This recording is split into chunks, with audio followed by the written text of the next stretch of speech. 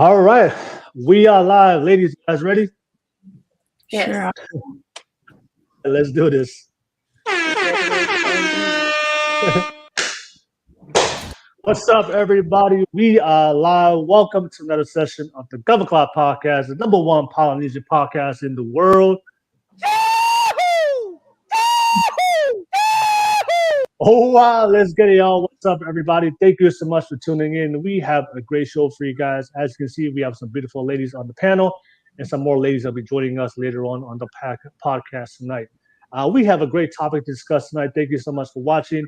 To everybody tuning in for the first time, thank you so much. And all my subscribers out there, everybody that follow my content, support the channel, thank you so much for all your support. Always tuning in every single week. If you appreciate content, you love the discussions, and love what we do, you guys already know what to do.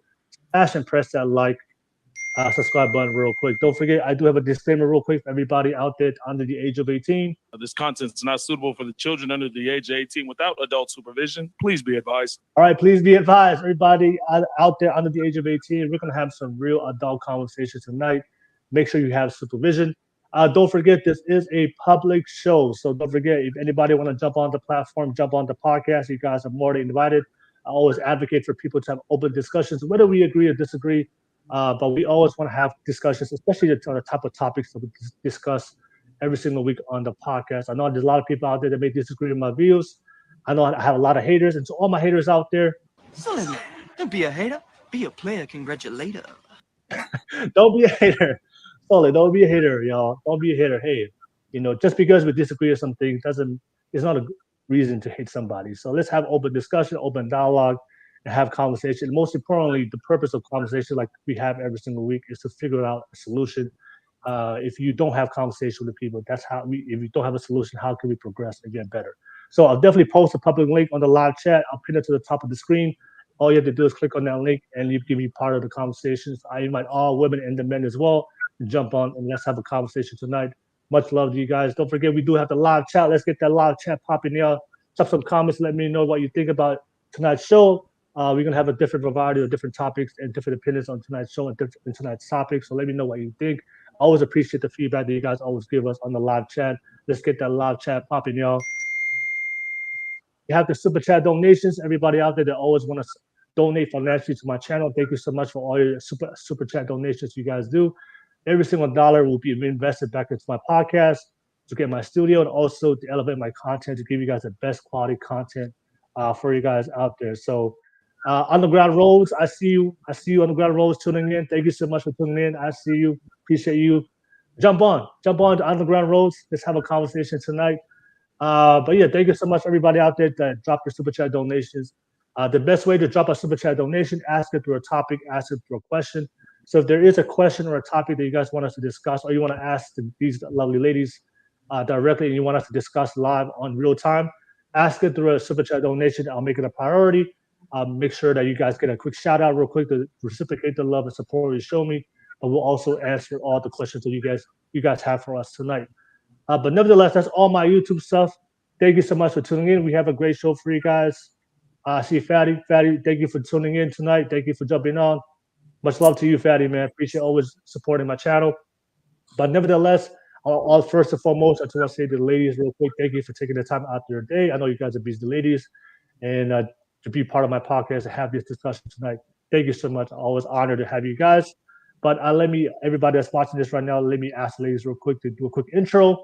I'll ask my very first guest, first time on the show. Shout out to Rose.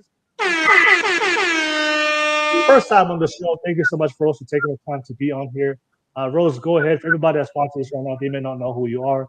Go ahead and give yourself a quick introduction to everybody out there. Well, talofa lava, everyone. I am Rose Santabraganti. I live in Las Vegas, and I'm the host of a podcast called Hungry Samoans, which talks about a lot of indigenous cultures and just bringing awareness to the community about our ancient beliefs and different cultures to bridge everyone into oneness. So I'm grateful to be here and excited to have this discussion. Thank you. All right, no worries. Thank you so much, Rose. Links on the description below, so that way you guys can follow her and also support her podcast as well, Hungry Samoans. So yeah, definitely make sure you guys support my platform. Definitely support her as well, especially if you're Pacific, all the Pacific Islanders out there. Thank you so much for Rose for jumping on. I'll pass it on to our next guest, Natasha. Go ahead and introduce yourself real quick. Hey y'all, Natasha. I'm a repeat offender, so I don't feel like much of an intro is needed. But I'm from Northern California, and I'm Samoan and Tokelauan, and I am excited to always be here. Yeah. All right, no worries, Natasha. I always appreciate your strong opinions. That's why I love you to have you on the show. Thank you. All right, thank you so much, Natasha. Me and Natasha go all way back, way back. Way back. We weren't friends to begin with, and look at us now. Exactly. We weren't friends. I came for your neck at first. She came for me, but through conversation and dialogue, we got to where we are today. And that's why I always say discussion and open conversation is important. And we appreciate your friendship. Nevertheless, thank you so much, Natasha, for jumping on tonight's show. But nevertheless, let's get right into it, ladies. The topic that we're going to discuss tonight is, do women truly want equality as men? All right, so let me break it down for you guys real quick, and then I'll ask the ladies to give their input. I know this is a topic, especially we all live in America. This is a topic that oftentimes it gets brought up, and also oftentimes seen as controversial, depending on who's having the conversation between men and women. Because I do know that today in America, there's a lot of women out there that feel like that they're not equal to men, right? So they're suppressed. They don't have the same opportunities as men. They don't have the same things, the same results that men have, especially in today's all aspects of the culture that we live in today. That's what the feedback I get from a lot of women. But also when I have conversation with a lot of men, they're very confused. And first and foremost, I just want to say, if all the women out there, I believe that I'm a big supporter of women having equal opportunity. So when feminism first came out, the whole purpose of it was for women to get the equal opportunity as men. And any woman out there that whatever you want to do for your life, whatever you want to pursue for your life, I'm an advocate for that, and I want you guys to do whatever you want to do. I have no problem with that. But what I start to see now in today's culture, in today's modern society, that sometimes we have kind of progressed from equal opportunity, where a lot of women now that they're seeking equal outcome. And I think there's a difference between wanting equal opportunity and wanting equal outcome. And one of the biggest examples I see, I think I want to put out there, I know this is a big top, WNBA, WNBA, women's national basketball. A lot of times, a lot of women feel like it's unfair that they're not getting the same amount of, they don't get paid the same as the men in the NBA, right? So a lot of times, they think it's unfair. How come the men are getting paid more for the exact same job, even though they're all playing basketball? So that's why I brought up to make sure to know the difference, having equal opportunity and equal outcome. And that's the thing. For me, that's what I'm confused, because you do have equal opportunity, but the thing is, there's a clear, logical, economical reason why you're not getting paid the same as the men. Is because you don't have the same market value and the audience and the fan base as the men. It's not like this. It's unfair. It's just the men have a bigger fan base, and that's why it can accommodate their salaries. You don't have a big enough fan base like the men, so it's not necessarily unfair.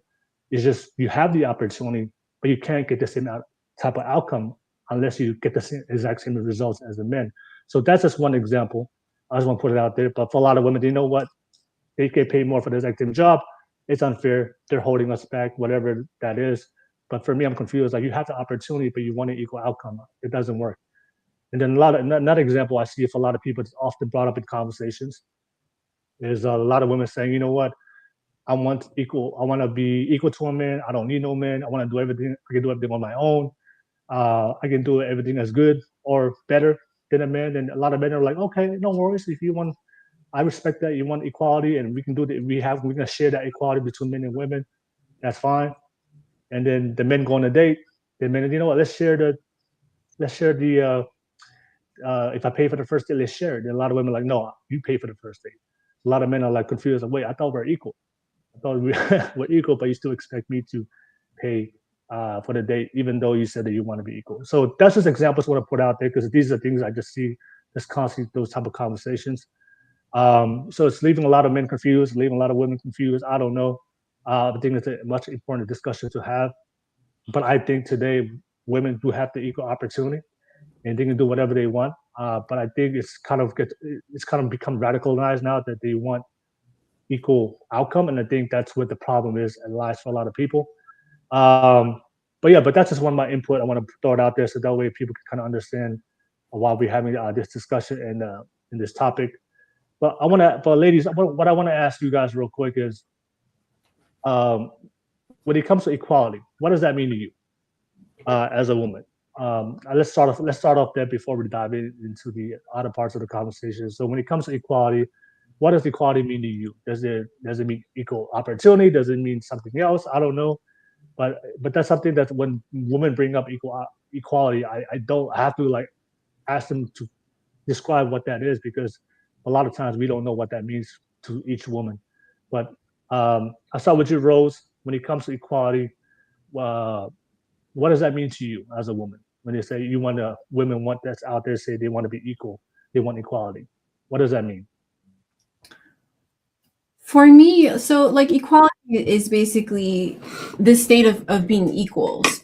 And we are equals, but we're not. So we're different biologically. Men are different than women.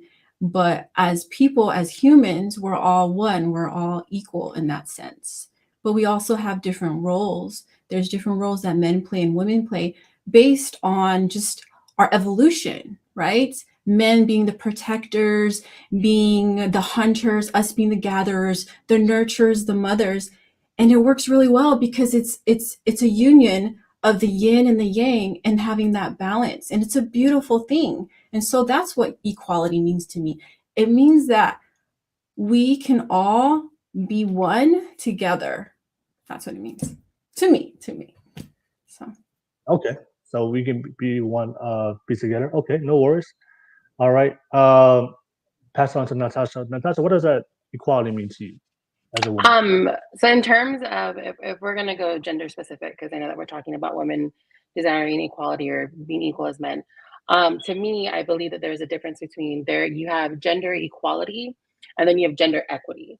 So gender equality recognizes that everybody is the same and that we are all one and the same, whereas gender equity recognizes the differences that we have. So the picture that because you know me, I always try to look up things and like look up statistics before I get on here. And one of the images that they had used as an example is you had a man and a woman, and you had and they were standing on like bricks. And equality was they each had 2 bricks, but the man could reach the tree, the woman couldn't. And then equity is the man and woman had however many bricks they needed to reach the tree together. And so for me, that resonates with me in a sense that it kind of ties into what Rose said, where like we all have like our own roles, like men have theirs and women, we have our roles. And so I think for me, like, and going back to like your little like preemptive advertisement to leading up to this, like I went back and I looked for that girl's post and I watched the entire thing.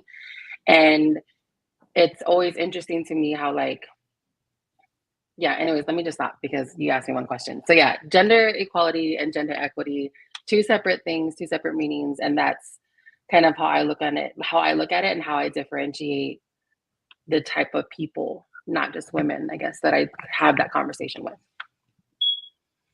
No worries. Yeah, I'm gonna find that picture. I know the picture you're talking about. I saw it a long time ago. I'm gonna find that and I'm gonna post it for everybody to see. But I want to ask you, ladies, is there really anything holding women back today? Because sometimes I talk to women and they say, like that video I posted in the beginning on Monday from that kind of that I used for the purpose of promoting this podcast. There's this woman girl out there saying, you know what, how come men make more money than men than women? See, that's unfair. See, that's why women are that's why there's inequality, because the men make more money. But then, like I said, if you really look into it, and I think you brought it up, biological differences, the reason why generally, for the most part, men make more money because it comes to our choices of what we like to do. For most men, they like to go into jobs that have a higher salary, and for a lot of women, they they tend to go into jobs that don't pay as much. So there's no, it's not a, there's nothing holding women back as far as there's no unfairness or this this system that's causing them to they like to call it the patriarchy, right? There's no system that's holding women back. It's just it just comes down to choices of what they want to do for their life. So that's the question I want to ask you guys. Do you think women today living in American modern society, is there anything holding them back from achieving what they want, or is there something holding them back? I don't think so. I think they have you guys all have the rights that we do. We pretty much have all the things that everything's pretty much equal now, and you guys can achieve anything you guys want to achieve. Obviously, there's always going to be some nuance of things. There's some obstacles along the way when you want to achieve something in your life. That's just part of life in general. But I don't think that there's anything out there that's like holding women back for what they want to achieve for their life. If they put in the work and the time, just like anything in life, you're going to get the results you want. But for a lot of women, they really believe that there's just this system that's holding them back. But I think they have the opportunity. Like, you have the opportunity. You can do whatever you want. So what do you think about that? Like, what you see with women today? Like, do you think that there is something holding women back, or they have the opportunity? They're just, I guess, making an excuse of why they're not getting what they want out of life. What do you think, Rose? Oh, I think that we definitely have all the opportunities within our reach. And coming up with the excuse is basically someone that just has a bitter experience with it, right? So we've never been in a time where we've had actually more opportunities than men. And it's become a lot easier because of all the programs that are out there, especially for multicultural women. There are like scholarships in schools. My sister had a multicultural scholarship, and my brother, and it's because they were brown that they were able to get the scholarships. Those were offered to them that aren't offered to a lot of other races. So there's so many opportunities, and we're not oppressed at all. It's only that state that it being in that mental state is what's repressing people, the mindset of the repression, because there's so much opportunity. Women make less because, like you said, we choose jobs that don't pay as much, social work jobs, teaching jobs, right? They don't pay a lot, but it's what we're really good at. And so we do it. Whereas men, they're going to do the CEOs, they're going to be the electricians, the plumbers, the people that actually go out there and are risking their lives. I mean, that's a lot of work, and it's hard work. And we don't want to do it. I know most women don't want to do the shitty jobs. We don't want to be the garbage men, right? We don't want to be the bussers. We don't want to do a lot of the things that men do. So we need to give men more credit, because they're taking the jobs that we don't have to do and giving us the opportunities to do things that we want to do, follow our passion more. And it's going to pay less. And we shouldn't complain about that, because that's just how it works. That's how the system works. Those are just my 2 cents. Yeah, thank you for sharing that. I want to make it clear for all the women that's watching, just because men are doing certain jobs to pay more doesn't devalue your contribution to society. Even though you choose to be like caretakers and teachers, we need that. We need teachers, right? We need caretakers. Like, you guys are teaching and raising our kids for the next generation. So just because there's a monetary value on what I do doesn't mean that what you do also is less value than what I do because I get paid more. I want to make sure for a lot of women that's clear, right? Because there's a place for everything in society, right? So we need teachers, we need, like you said, we need plumbers, we need construction workers, we need men to do these things, but we also value our women of being the teachers, being the caretakers, being the social workers. That's also has a place for in society, and it comes together, and that's how we build a productive society.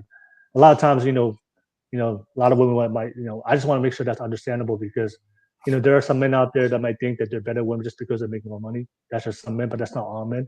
I think everybody plays a role in society, in life, and we should appreciate everybody's roles, regardless of the monetary value, because we all need each other at the end of the day to make a productive society. All right, and I think Underground Rose said it real quick. Said that there are more female CEOs, which is progress. Thank you, Underground Rose. Yeah, go ahead, Rose. You had more to add? Go ahead. I want to give a quick example. So like all my girlfriends, they're mostly Asian, and they're all highly successful because they chose fields that they actually make more money than all the men they date. they're engineers and they're in the finance industry. So those industries pay well and it's dominated by men, but yet my girlfriends are killing the game and they're all female and none of them have come up with that excuse where, I can't make as much, because they make more than all the men they date. And it's actually really hard for them to date because they make so much money. It's really hard. You want to date up. And so because it's hard nowadays, just dating period, they have to date down.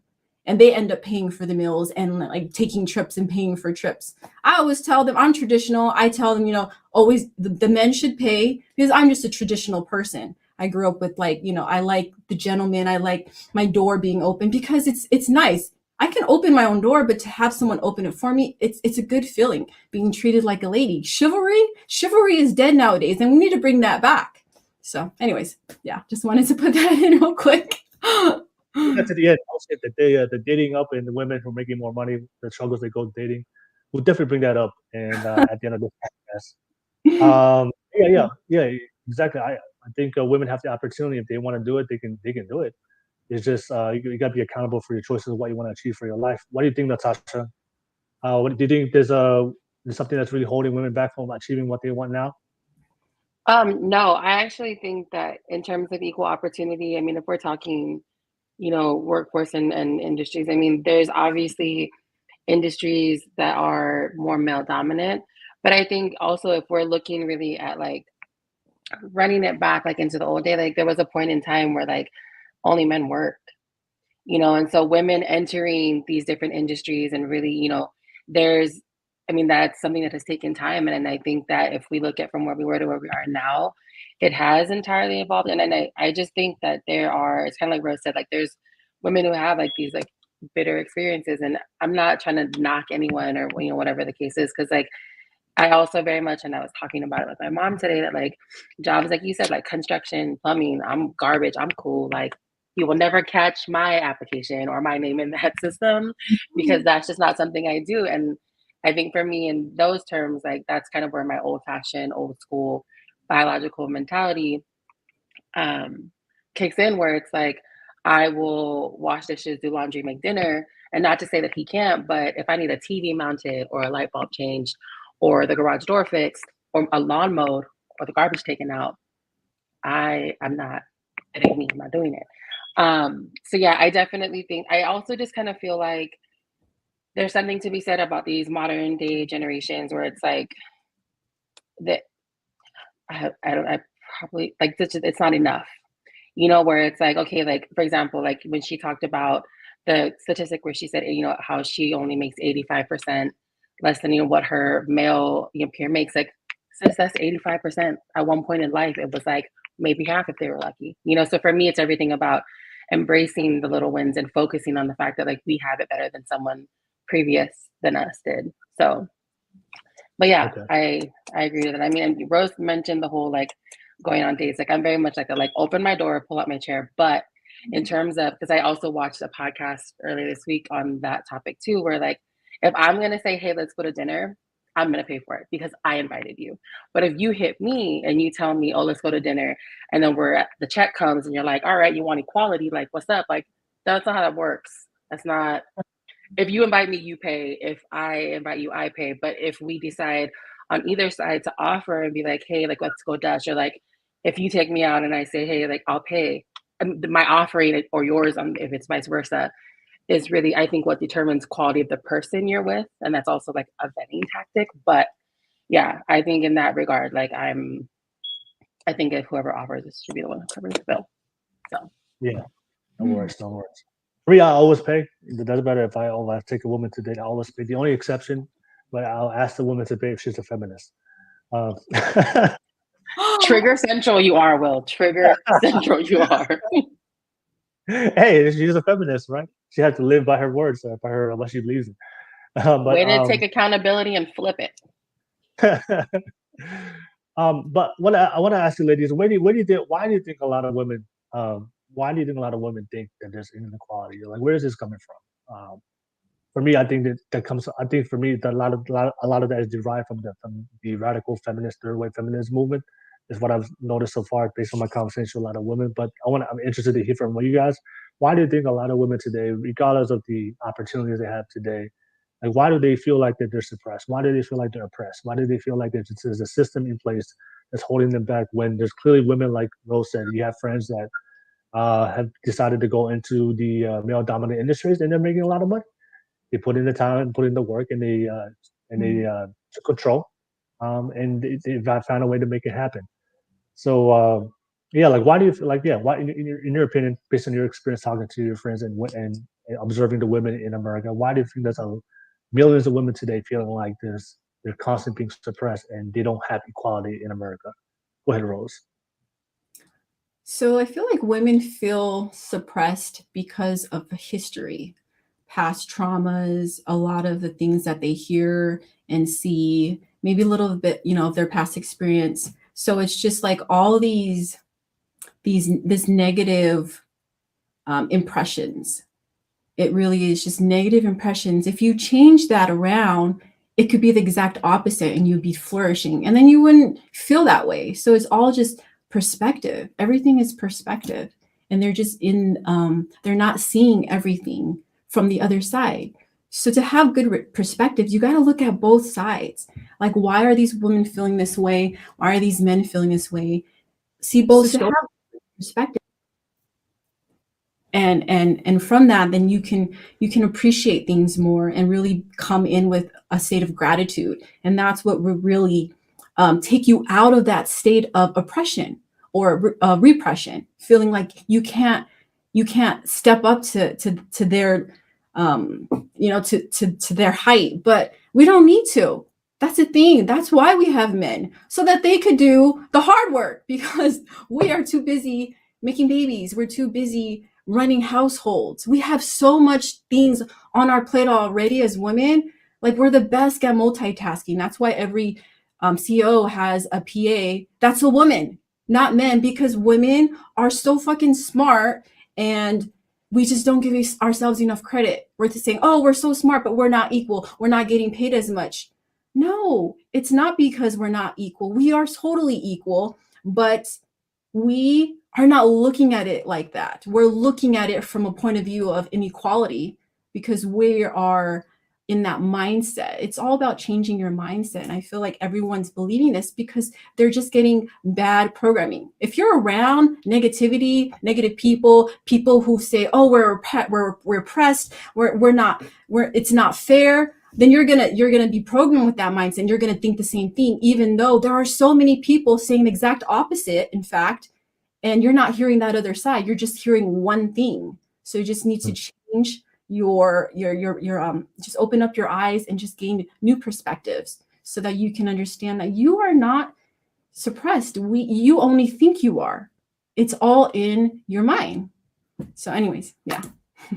No worries. All right. And Rose, before I pass on to Natasha, are there specific, like, where is this programming coming from? And you said this programming that a lot of women are experiencing. Where's this coming from? Like, right? So like, who mentored you? Who coached you? Your parents, siblings, friends. Friends are very, very influential. And then, what you listen to, your music you listen to, social media, TV, movies, all of that, everything that brings you information, those are all programs. So you have to decide which ones are right, which ones are wrong. But what I'm seeing is that so many people are taking in too much of the negative, the wrong programs, and not enough of the good stuff. And it's really causing like this huge mental issue that is the biggest issue in the world, is mental issues. We've never been in a time where there's been more suicide within our kids, more mental illnesses, more depression, more sickness. It's insane. And it's sad, because I'm glad I grew up in my era, because it was such a different generation, and seeing this Gen Z generation and how sad and sick they are and how they're not able to socialize, it's really, really sad, because they're the future.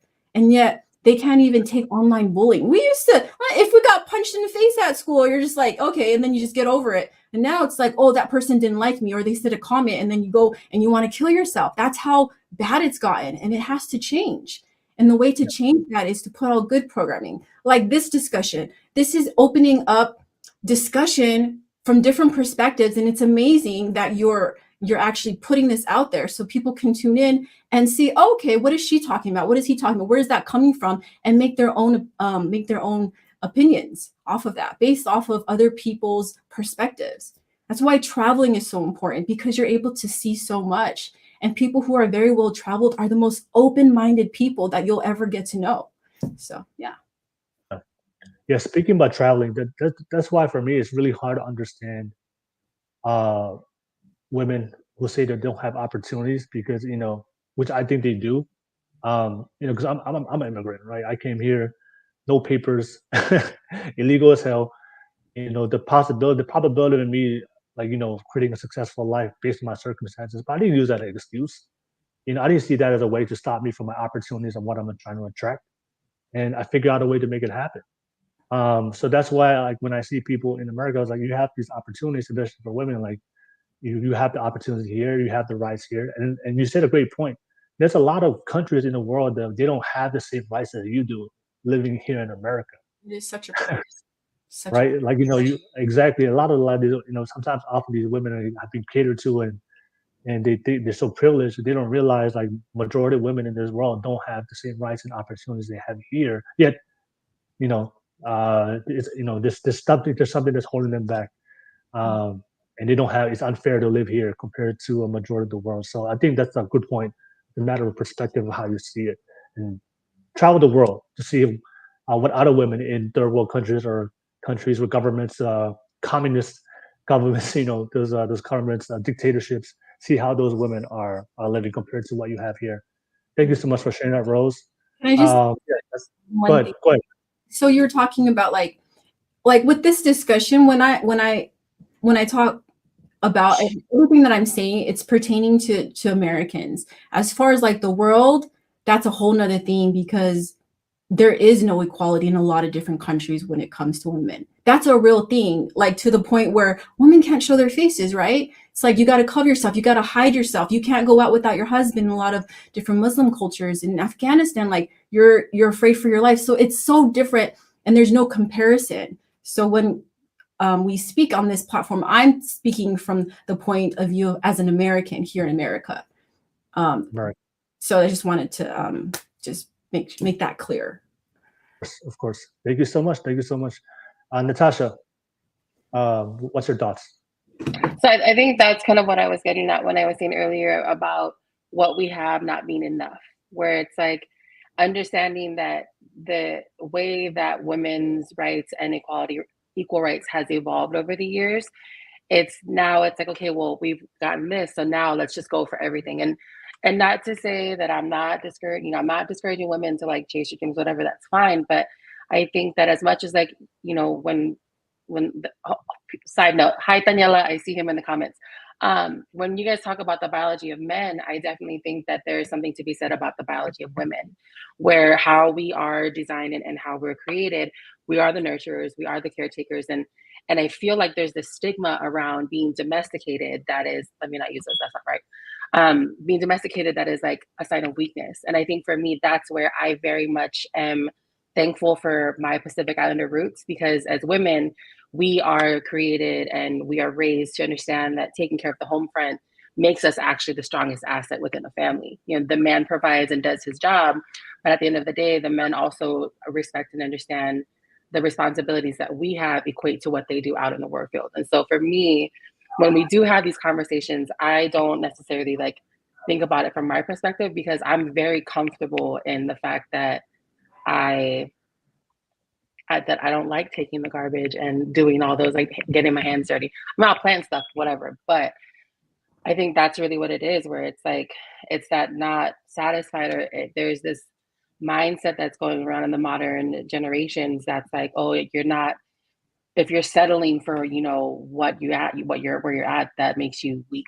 It makes you not strong. And I am very unapologetically, like, I know that I'm strong in my own rights and how I was raised, because my mother is very much the type of woman where like she's strong, but like she knows how to be submissive to my dad and always make sure that my dad understands that he's the man of the house. And so that's how I was raised, and that's how I model my life. So I don't really feel, that's what I think it is. I think that women feel like we should have it all. And we do, in my opinion. But, yeah. Yeah, no worries. Yeah, I wanna shift into what Natasha said when we were talking about like biological roles, and also what I've noticed today with a lot of the modern women, they're starting to um, demonize and the women who want to be traditional, right, who want to stick to their biological role. And like I said before in this podcast, like whatever you want to do for your life as a woman, that's fine. Like if you want to be a CEO, you want to be an entrepreneur, you want to go out there and conquer the world as a woman, that's fine. But don't demonize a woman that choose to stay home and be a wife and raise their children and raise the next generation of our kids. Right? Because like I mentioned before in the podcast, there's a place for everybody in the society. We should value everybody's role, right? Especially when it comes to motherhood. Like but yeah, let's talk about it. Why do you see like do you see a lot of modern women today, whether women, especially the women who want to go outside the biological, the traditional role, how they're trying to like demonize the women today that want to be a traditional housewife, want to be more in their femininity. Because I see there's a lot of conflict that's happening with a lot of the modern women and the traditional women, and that also kind of like goes into the affects the men as well, right? And how we see things. It's like we have to pick a side, right? If we support the traditional women, we're all men are trying to suppress. If we ask a woman today, hey, that we're looking for a housewife, right? Oh, you just want to control women. you don't want a strong woman. Not in it's like this notion that only women who are strong are only ones that go and achieve careers. No, mothers can be strong as well, right? So, but yeah, what's your thoughts about this? A lot of women today feel like that if the real role of a woman is the modern role, and if you decide to digress back into the old-fashioned traditional role, then you're not as strong as compared to the women out here building businesses and becoming CEOs. What's your thoughts, Rose? Well, I feel like down to it is women are capable of being the CEOs, being entrepreneurs, going out and being lawyers, doctors, whatnot. It's just we choose not to because the family is the most important unit. It's the most important. I mean, being the caretaker of your family, that is the most important role. It is the hardest role, being a homemaker, and we need to give them more credit. And I feel like when women are hating on that role, it's because they had, again, bad experiences in that role, or they had bad programming about it. Maybe they just didn't understand, and maybe they didn't have a good upbringing. They didn't have the kind of the nurturing mother that they needed. I mean, there's just so many different scenarios that we can't. There's no one size fits all. It has to. It's and then another thing is like the victimization role. Like, it being in that state of oppression is like, oh, poor me, I had it so hard, but everybody has it hard. There's not one person who made it and became successful that did it and said, oh yeah, that was easy. No, it's a lot of work. And mothers put in work. Homemakers put in a lot of work. Raising your kids, that's a lot of work. They just need more credit, I feel like. Homemakers are just the hardest workers, and they're not as appreciated now as they were back then, because everything, the whole stigma around has changed. So that's just how I feel about it. All right, no worries. Thank you, Rose. Natasha, what's your thoughts about a lot of modern women today kind of demonizing the women that want to stay in that traditional role, the more biological role, and now just creating this very toxic and competitive environment between women against each other, and not just valuing each other, what they choose to do for their life. What's your thoughts about that, Natasha? I mean, I definitely think that is a very valid thing, just because, like I said earlier, it's like in this day and age, for those of us that have maintained like our biology of like who we are and like what we're supposed to do, we're spoken to as if we're like weaker than the next one who's like chasing their hustle. And I for me, I'm very much a person of like, that's cool. Like what is yours, and what's mine is mine. And that's that. I'm not really, I think for me, I'm someone I'm very comfortable and secure in who I am. that when it comes to someone trying to tell me about myself, I don't give it much energy or life, just because I'm comfortable with where I'm at. I mean, do I think that it's very prevalent? I do. And I think that's even more so why for me, like in having younger sisters and younger nieces and cousins, like it's always important for me to remind them the value of like being rooted, because at the end of the day, like biology aside, culturally, like that's how I was raised. That is where and my culture has had a very major influence on like who I am and how I live my life. So yeah. All right, no worries. All right, thank you, Natasha. I'm gonna pass it to our newest guest. Shout out to Erykah. Thank you, Erykah, for joining us tonight. Erykah, everybody that's watching this right now, can you give everybody a quick introduction, real quick, Erykah? Yep. Hello, everybody. My name is Erykah. I'm 38 years old. I'm a single mother. I live in Melbourne, Australia.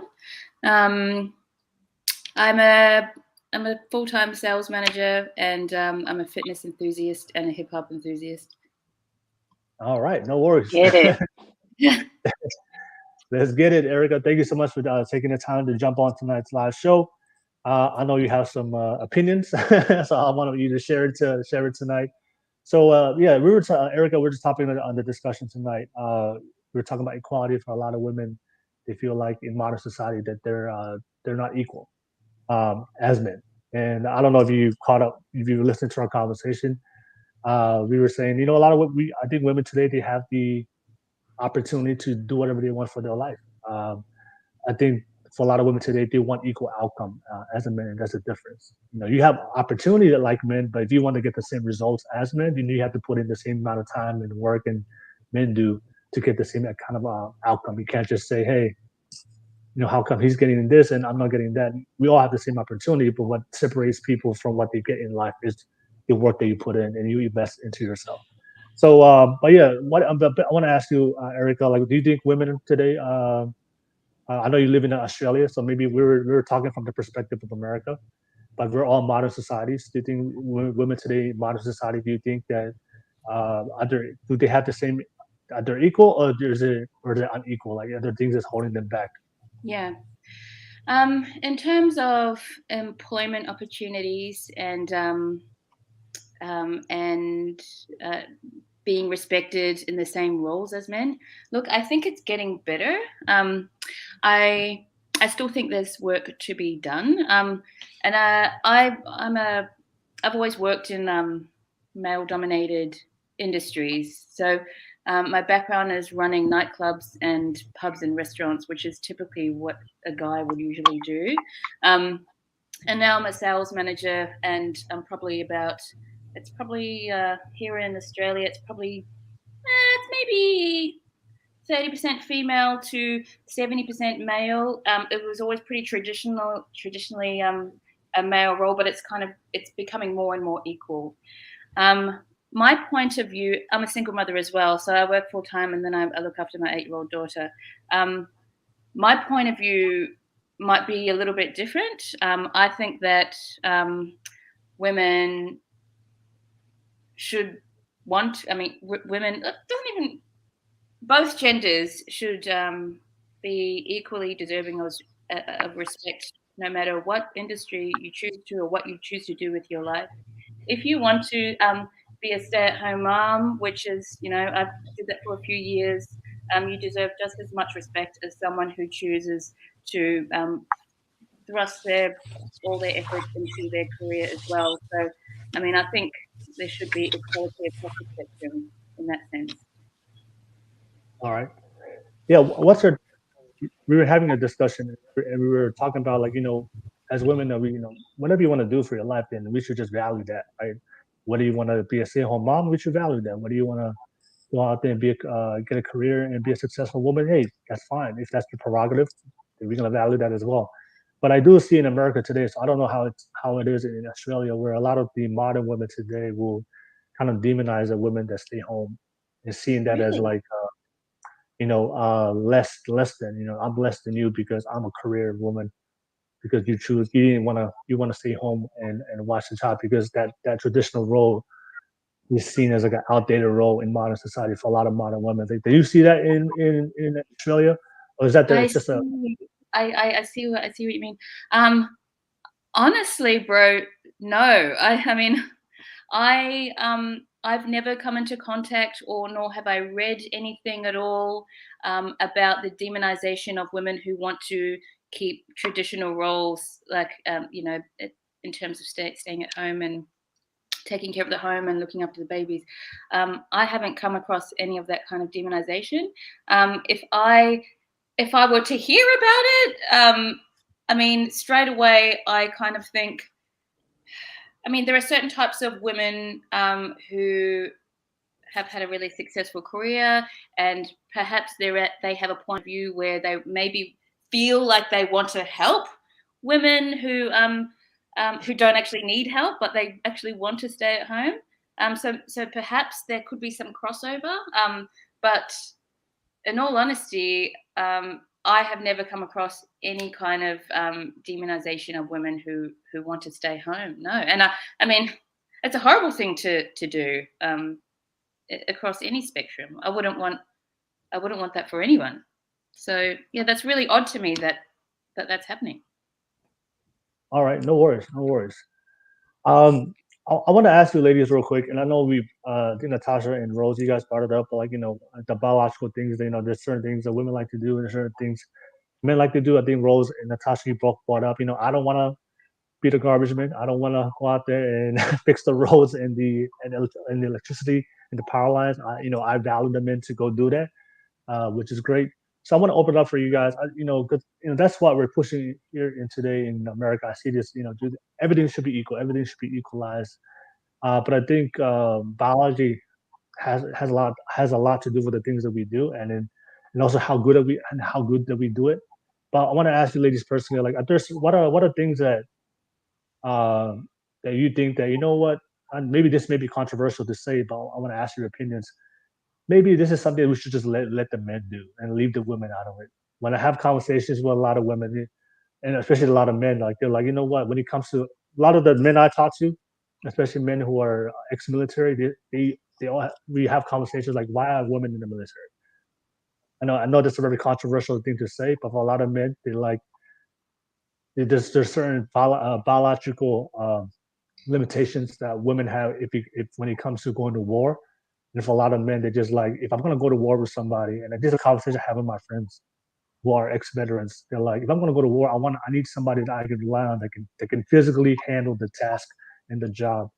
And if we have to lower the bar just so women can get in through the industries, that's going to put me at risk. I want a guy that can fully capable of handling his physical responsibilities. But we live in a society today, we have to lower it so that way we can equalize it. And I think a lot of times that can cause issues within the job itself. So I definitely want to ask you guys, like, what do you think of, in your opinion, like, there's certain things, you know what, I prefer the men to do it. It's just because biologically they have an advantage and we should just leave it at that. Or should we just push for everything to be equalized?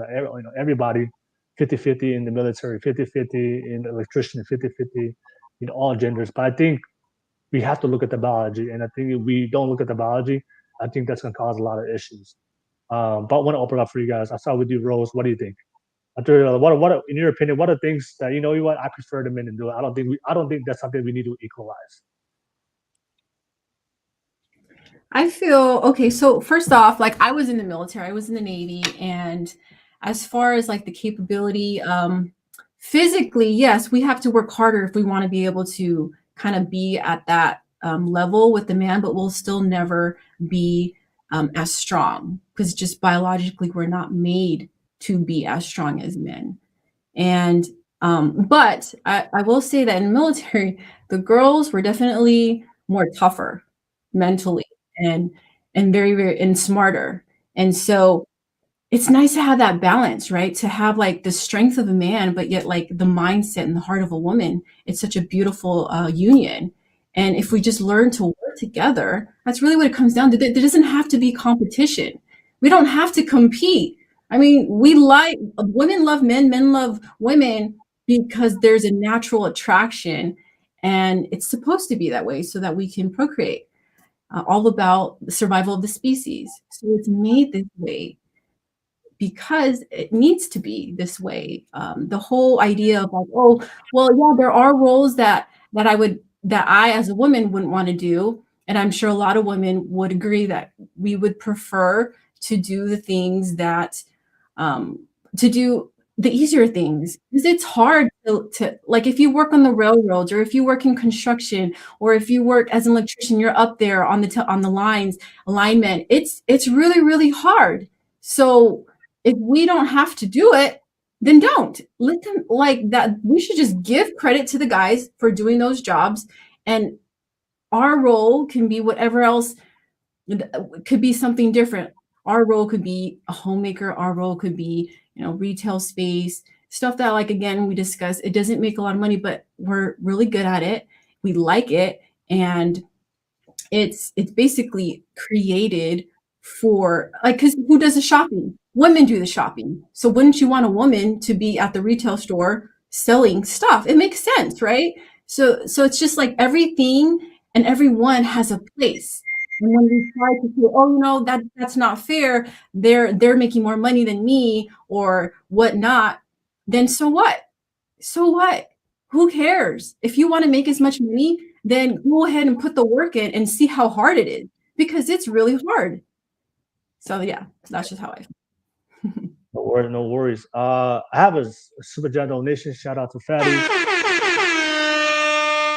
The super chat donation towards you, Rose. He said, "How were women smarter?"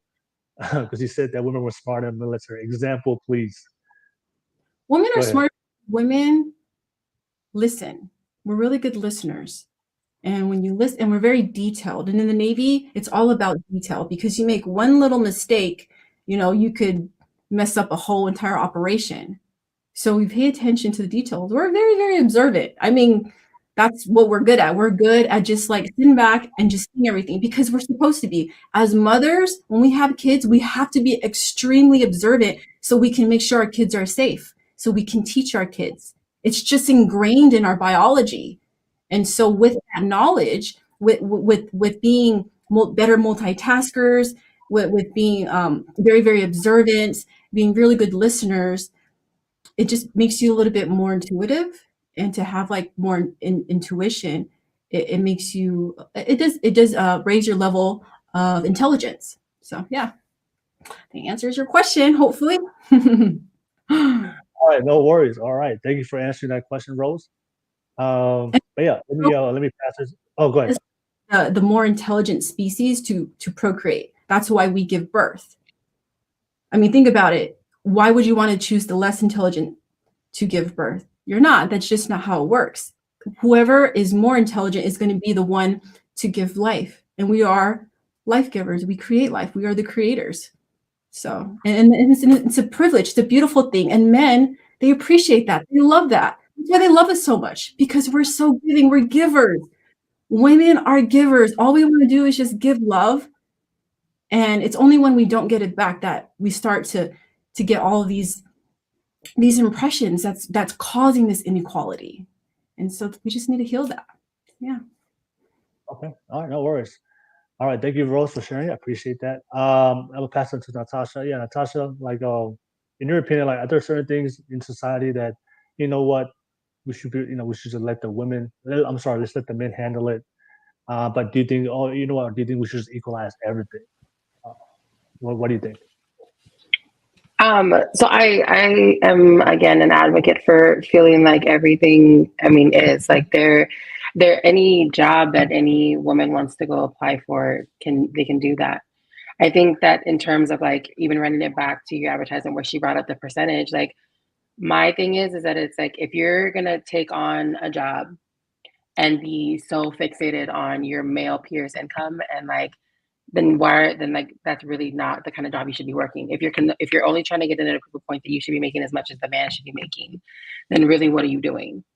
And that's how I feel in regards to that. But I mean, overall, I feel like, and I'm probably going to catch a little bit of smoke for this, I feel like it's self-inflicted, because I feel like when we get so caught up in like this day and age of like transparency, right? Social media, you can put everything and anything your whole life, and it just gives people the grounds to like have an opinion, or like, you know, just creating these different ideologies. Like I mean, I feel like in this day and age, things are so much more complicated than they really need to be, in my opinion. I feel like if if you have a couple and both of them want a career and they both agree to it, then cool. If you have a man who has this successful career and he wants a wife, you know, that stays home or whatever, then go find that.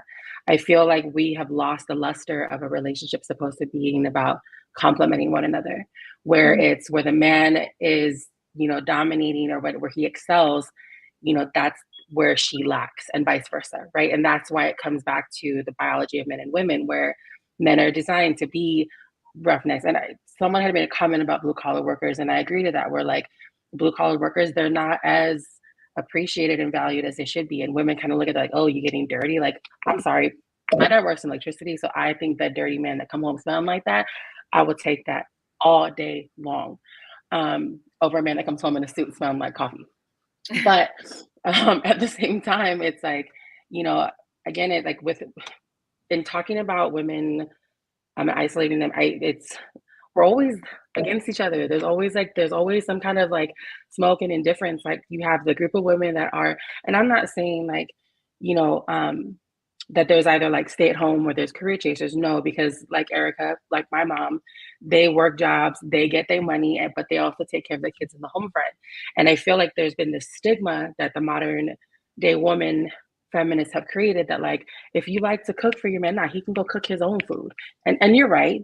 If he enjoys to cook it, cool, let that be his. But like, don't just not do it because you're trying to prove a point. Because at the end of the day, when you don't do stuff like that are the basic needs of a man, and they wander, and you wonder why, and then they want to get all upset about it. And it's like, no, if you're not doing the bare necessities and taking care of 1 through 3 and trying to skip to 10, which is at that point his part of the list, then why are you mad that he feels like the relationship is insufficient? And so I think that's for me where like, again, I'm very proud of my Pacific Islander roots, because the women that I was raised by very much pride themselves in the ability to be multifaceted. And it goes back to what Rose said, you know, the way that we are designed in terms of intellect, in terms of being smarter. There is a reason why we bear the children. There's a reason why we do the grocery list. There's a reason why we pay all the bills. Not to say the man can't do it, but that shit is overwhelming after a while. Why do I say that? Because I listen to my parents going at it about it. And my mom takes care of everything, but she does it with grace. And that really is what's separate. And that's why for me, like a few podcasts ago, Daniela had talked about his wife and shared about how, you know, when she's out in the work field, she has to have this masculine energy because she's doing her job, fulfilling her job description, protecting her job, protecting her place of employment. And if she's in managerial position, she has to be the manager. So at the door, he checks it and he brings her back to her femininity. He gives that back to her. And I think that is something that men tend to forget, that that's a part of their job too. If you know that you have a career-driven wife or a career-driven girlfriend, and she is out there 8 to 10 hours a day doing her part, as are you, go home and bring each other back. You know what I'm saying? Like that's, for me, like that's what that is. That is what makes a relationship. And then I've always said this, and I will forever pitch it. You're never supposed to stop dating each other, because it's bigger than just the equality thing, right? Like in a relationship, it's like one of those like, okay, once you like hook, line, and sink them, that's it. Like, no, that's why relationships fail, because you forget to appreciate and value. And this goes both ways, men and women, those watching, it's everybody. If you're not pouring into any relationship, for that matter, romantic or platonic, what's going to happen? It's like the watering a plant. You can't choose to water a plant Monday, Wednesday, Friday when the instructions say Monday through Friday. You're going to lose some of that luster. So anyways, I'm ranting, but that's how I feel. I don't feel that there is any oppression. I don't feel, you know, and this whole thing with like demonizing women, like it really be us. And I hate that. Like, this is why I don't have very many girlfriends. My girlfriends, they're my sisters and my cousins, because I'm just not about the drama. And so it's like, I very much just feel like it really be your own people sometimes, or your own gender. But anyways, that's my 2 cents. No worries. Yeah, thank you, Natasha, for sharing it. Yeah, let me pass it on to Erykah. What's your thoughts, Erykah? Like, are there certain fields that you feel like that? Because in society today, we're just pushing for equality, everything. Men and women, 50-50, everything. But because of biological differences, there's certain. I do think it's reasonable to what I think just let the men do that, let the women do this. But if you choose to, if men and women, if they choose to go into those industries, that's great if you want to do that. But is that something as a society should we as a society be pushing that to Yeah. men and women to equalize, or we should just let it be? Hmm. I absolutely think that we should be pushing for equal opportunities for both sexes. In terms of biological limitations, I'm a bit hesitant to agree there because, you'd have to show me some peer-reviewed scientific data that shows where the biological limitations are. I know that there are some, let's talk about proven biological differences that might be limitations to jobs. I know that there are certain hormones that make us react emotionally, testosterone for men. Sometimes it's extra estrogen or progesterone for women that sometimes can fuck with our mood sometimes. But in terms of like other like physical differences, I just don't agree that there are biological differences that would stop me from becoming a soldier if I wanted to. I know that I work hard, and I know that I'm really strong. I'm a boxer, a part-time boxer as well, and I'm stronger than a lot of the guys in my gym. So I don't buy into this kind of traditional idea that men should be this and women should be that. Because I've seen with my own eyes what women can do. In terms of like traditional male roles, I just I could say this, and I can speak from experience. Let's just say if the years that I ran pubs and nightclubs and restaurants, there is a certain way that some, and I cannot speak for all, for my entire gender, but there is a certain way that women sometimes behave that is different to men. And for example, I'll speak for myself. My style of managing a team of employees is more maternal. I listen more. I'm more strategic. I don't yell and like push people around or get aggressive. I listen and I get the job done. And like Rose was saying before, we might work differently and more strategically, but like that's a successful way of working. I've worked with managers who have been bullies before and pushed their weight around. They have been men, yes. They have also been women. So I don't think that there's this kind of or this idea that there's women behave this way and that's why men should do this job. I think that's a bit of a fallacy, bro. And I can only say that because of my experience in the workplace. I've been working since I was 12 years old, and I think that kind of that way of looking at things is a bit outdated. I think that women are just as capable as doing everything that a man can do. And I think that men, and more these days, are coming into roles that were traditionally women's. Like I know a few stay-at-home dads now, and like 30 years ago, that was really rare to see. But I love to see it. It doesn't. We don't have to play into these stereotypes all the time. Like times are changing and things are getting better. We're getting more progressive. So my point of view, like I feel like I've always kind of got the liberal point of view here, but my point of view is absolutely, I think that pushing for equality is a progressive thing to do. I think it's the right thing to do. But I also want to keep in mind if women and men should be able to do what they want and what they're comfortable. Just because, I want to, say, for example, if I wanted to be a stay-at-home mum, don't try and make me do things that I don't want to do just because I'm trying to change the norms. Do you know what I mean? In short, I know that I kind of unpacked a bit there, but in short, I absolutely think that equality should be promoted and celebrated, because I think that just creates a better environment for everyone in the workplace, in the family, everywhere. No worries, That's no worries. No, yeah, thank you for sharing that, Erykah. And I wanna, I kind of like wanna push back at this what you said, and I wanna hear from Rose and Natasha as well. So the reason why I brought up the like I said before, I don't mind the equal opportunity. I believe we should have equal opportunity, but what I do pay attention to is the consequences of what happens after we if we allow women and men to go into certain industries, and that's why I said the military, right? I know for a lot of men, it's a lot of men, especially the men that I talk to, like they see that it's better for men to go into military. Not to say that women can't do it, but I'm just saying is in a real war situation, if we had a war and we're fighting the war to to protect our country, and this is gonna depend. This is gonna the outcome of this war is gonna depend on whether or not we get taken over and another country comes in and rules our land, right?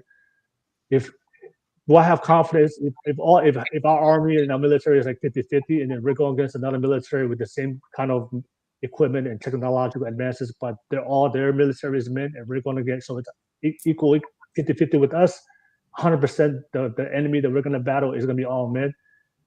Do I have confidence that we're going to secure the victory and not be taken over yeah. and ruled by? Oh, sorry, bro. You go finish. For me, it's just like I don't know. For me, it's like I think that the country that has all men and still has the same amount of weapons and technological advances, I think they have a big advantage. And for me, if this is the livelihood of our society on the line from this war, and half of our military is women, I think that'll be a big concern for me. It's like there's gonna be consequences if we do that. Where I have more confidence if majority of, not say all of it, but majority of it is men, and we're gonna go against another army. We're gonna fight against another army of men. If I know that majority of our military is men, I think we have a great shot. But if we're gonna be 50-50, I don't know. I don't know if we have the clear-cut advantage to win that war in a real life situation. So that's where my concern comes from. Like, is the military something that we should really equalize to the fullest? I mean, other jobs that maybe the women can do in the military, great. But I'm saying in a real life situation, when there's war on the line, where we have to die and we have to go against other men and people that want to overtake us, I think the men, if their army is all men, they have a more advantage than if our military is 50-50. What do you think? I think that something should be said for the recruitment process in the military. Like, I mean, I think that people should earn their recruitment based on their merit and their skills. If you're talking about like an army of men and an army of women, like they're not. War is usually in this day and age is usually like strategic battle with weapons. It's not like punching on.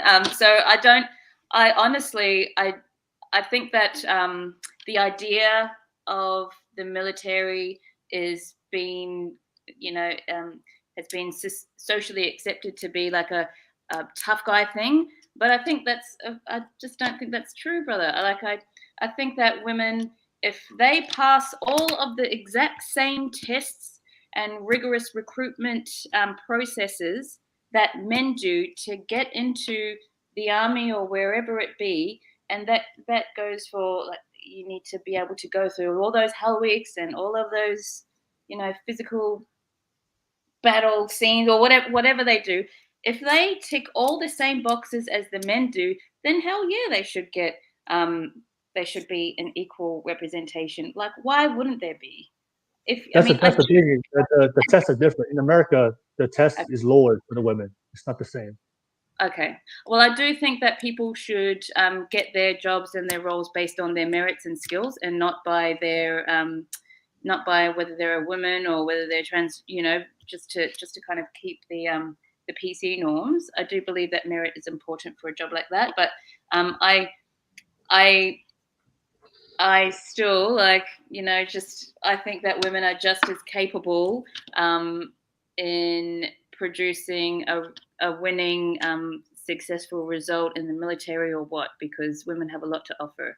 If you're going to talk about like literally on the ground and punching on, like maybe that's a different conversation. But like when I think of war, I think it's more tactical, and you need to be good at a sniper or good at operating machinery, and like women can do that. So yeah. Well, I'm not talking about capability. I'm just talking about like do most women want to do that, right? Like in a obviously there's women out there that can do it. I agree with that.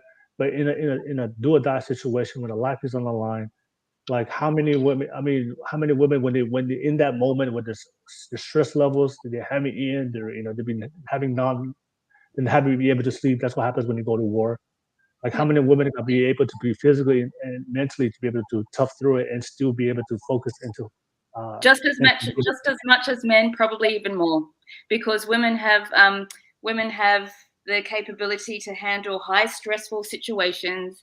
They have the capability and the experience to handle handle their emotions as well as physical kind of needs as well. I don't think that women are in danger of losing it or getting hysterical or I think that kind of way of thinking is not really true. Women are just as men. Like the Ukraine war, a perfect example. Like the women had an option to stay back and fight, fight for the country, right? Majority of the women left. Yeah, they had the option. Yeah, few women stayed, but like 99% of the women left, where they had a choice to stay back. So like for me, that's a clear example of like most women don't want to do that. So if they were put in that situation, they would probably run away. I think that's a clear example of most women. They're protecting their children. So the men had to stay, all the boys had to stay, and the women were responsible for taking their children and their their grandmothers and getting them out of there. It's not a case of women were too scared to stay. I know that's not the case because I've seen grandmothers like trying to fight these Russian soldiers on the street. I don't think it's a case of if why didn't they stay? That's because they're scared and they didn't want to. I think it's can't speak for everyone there, of course, but I think the men the men were scared too. I mean, obviously everybody's scared when it comes to war, but the men stayed. Obviously, there's grandmas and the moms have to take the children. But obviously, there's a lot of single women that don't have children. They could have stayed back and fought the war, but they chose not to. And the reason why I bring that up because like that's when it comes down to biology. Like for most men, like we're interested in different things, and when we put in different, that's why we choose certain things and put in certain situations we excel at. And for a lot of men, that when it comes to a life or death situation, I'm not saying majority of men would be able to handle it and able to proceed in that situation when majority of women won't. And that's why actually a lot of single women in Ukraine did actually stay back and fight. Yeah, but that's like 1%, not compared to like 99% of the women. Do you have the stats to show me? Can you show me the stats? I don't have the stats, but I know for a fact that it wasn't like it wasn't a majority of the women that stayed back behind. Yeah, there was definitely a lot of women there because there were reports of like women and grandmothers on the streets making bombs, throwing things at the army. So I just want to make sure that we're talking. I'm talking majority. It wasn't like we can agree it wasn't the majority, right? It wasn't the majority of women that stayed back. It was a small minority and percentage of women. Yeah, I think that there was a lot of single women that stayed there, and a lot of women that get their children out. Yeah. So that's what I'm saying is just like there's biological differences that we have to take in consideration, and that's for me is like if we push people in situations, especially men and women, into things that biology it shows that those are things that necessarily people don't want to do, necessarily things that we don't really excel at based on our biology. I think that can cause a lot more harm and consequences when you put that into the test, and especially when it becomes to war. But anyways, no worries. Let me know what you guys think. Everybody in the live chat, what do you guys think? Basically on our conversation right now. Let me know. I appreciate everybody on here. I see a lot of people. I think I see this person, SO helpful. They want options to fight even though they won't do it. All right, thank you for sharing that real quick. Yep. Appreciate it for all you guys on there. And TDY, I hope this comment doesn't lead to the Ukraine Russia ordeal. No, it won't get that serious. We're just having a discussion. I appreciate you guys real quick. Nevertheless, yeah, thank you so much. I want to pass it on to you guys, ladies, real quick. What I want to move into you guys real quick is like the equality thing for a lot of women. What do you think? What do you think about the? I want to ask your reaction to this example. This is something I had a conversation with a lot of women. I don't. Did you guys see the story of Leah Thomas, the transgender swimmer that moved, that became a woman, and she won the swimming championship? Did you guys see that? I saw headlines of it, but I actually didn't read the article. I know that it's supposed to be a controversial thing. Yeah. So I want to ask you guys. So like we're moving into a society where we want to equalize everything. So we started with the men and women. Like we're trying to equalize men and women. That's great. I mean that's what we're heading into. But now we're moving into a society now where everybody can be equalized, even the transgender. So there was a lot of controversy with the Leah Thomas, who was a biological man. He decided to go into to transition to become a biological woman. I'm not biological woman, to become a woman and become a trans woman. And he went into the swimming. He became he participated in the women's swimming team, and he won the championship. And a lot of women are upset because they feel like that a lot of he had a biological advantage because he used to be a man. But this is where we're heading into, because if we're going to equalize everything, then that means that what you start to see today is that we're going to include all groups: men, women, transgender. Everybody can be equalized. So, what's your thoughts on it? Because a lot of women were upset because they think that guy, he was like he was ranked as a man. He was ranked like 450th as a man in the world as a swimmer.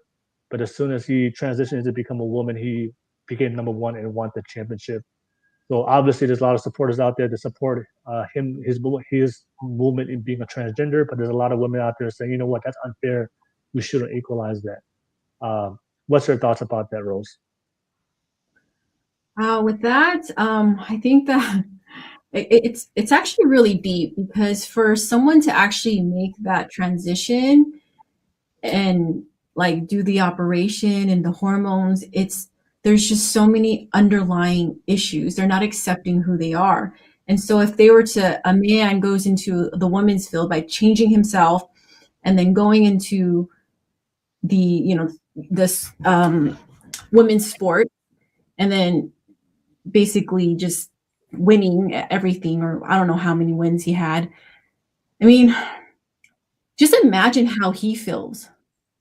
I mean, I don't think there's any honor in that, and that's just like his self-esteem is probably. I just can't imagine how he would feel, and how everyone is just reacting to this, saying, "Oh, it's not fair." Yeah, I feel like it is not fair, but it's the way that they've allowed it to be, and they've done that to try to bring on equity, the whole quality of being fair and impartial. But equity and equality are so different. Equality is being equal, but then equity, there has to be a level of fairness. It's not fair for a man and a woman to compete in the same sport. That's why they have separate sports: women's sports, men's sports. I mean, I remember in high school, my sister, she played high school, and there was a girl that she was just like super, super strong, and she was the best athlete. But when she would compete with guys, she sucked. She couldn't, no matter how hard she tried, she just wasn't at their level. They're going to be taller, they're going to be faster biologically. So knowing that, like, the women and men competing in something where it's really, really like, was it the Olympics? What was it that he swam in? No, it's college. It was a D1 collegiate swimming championship.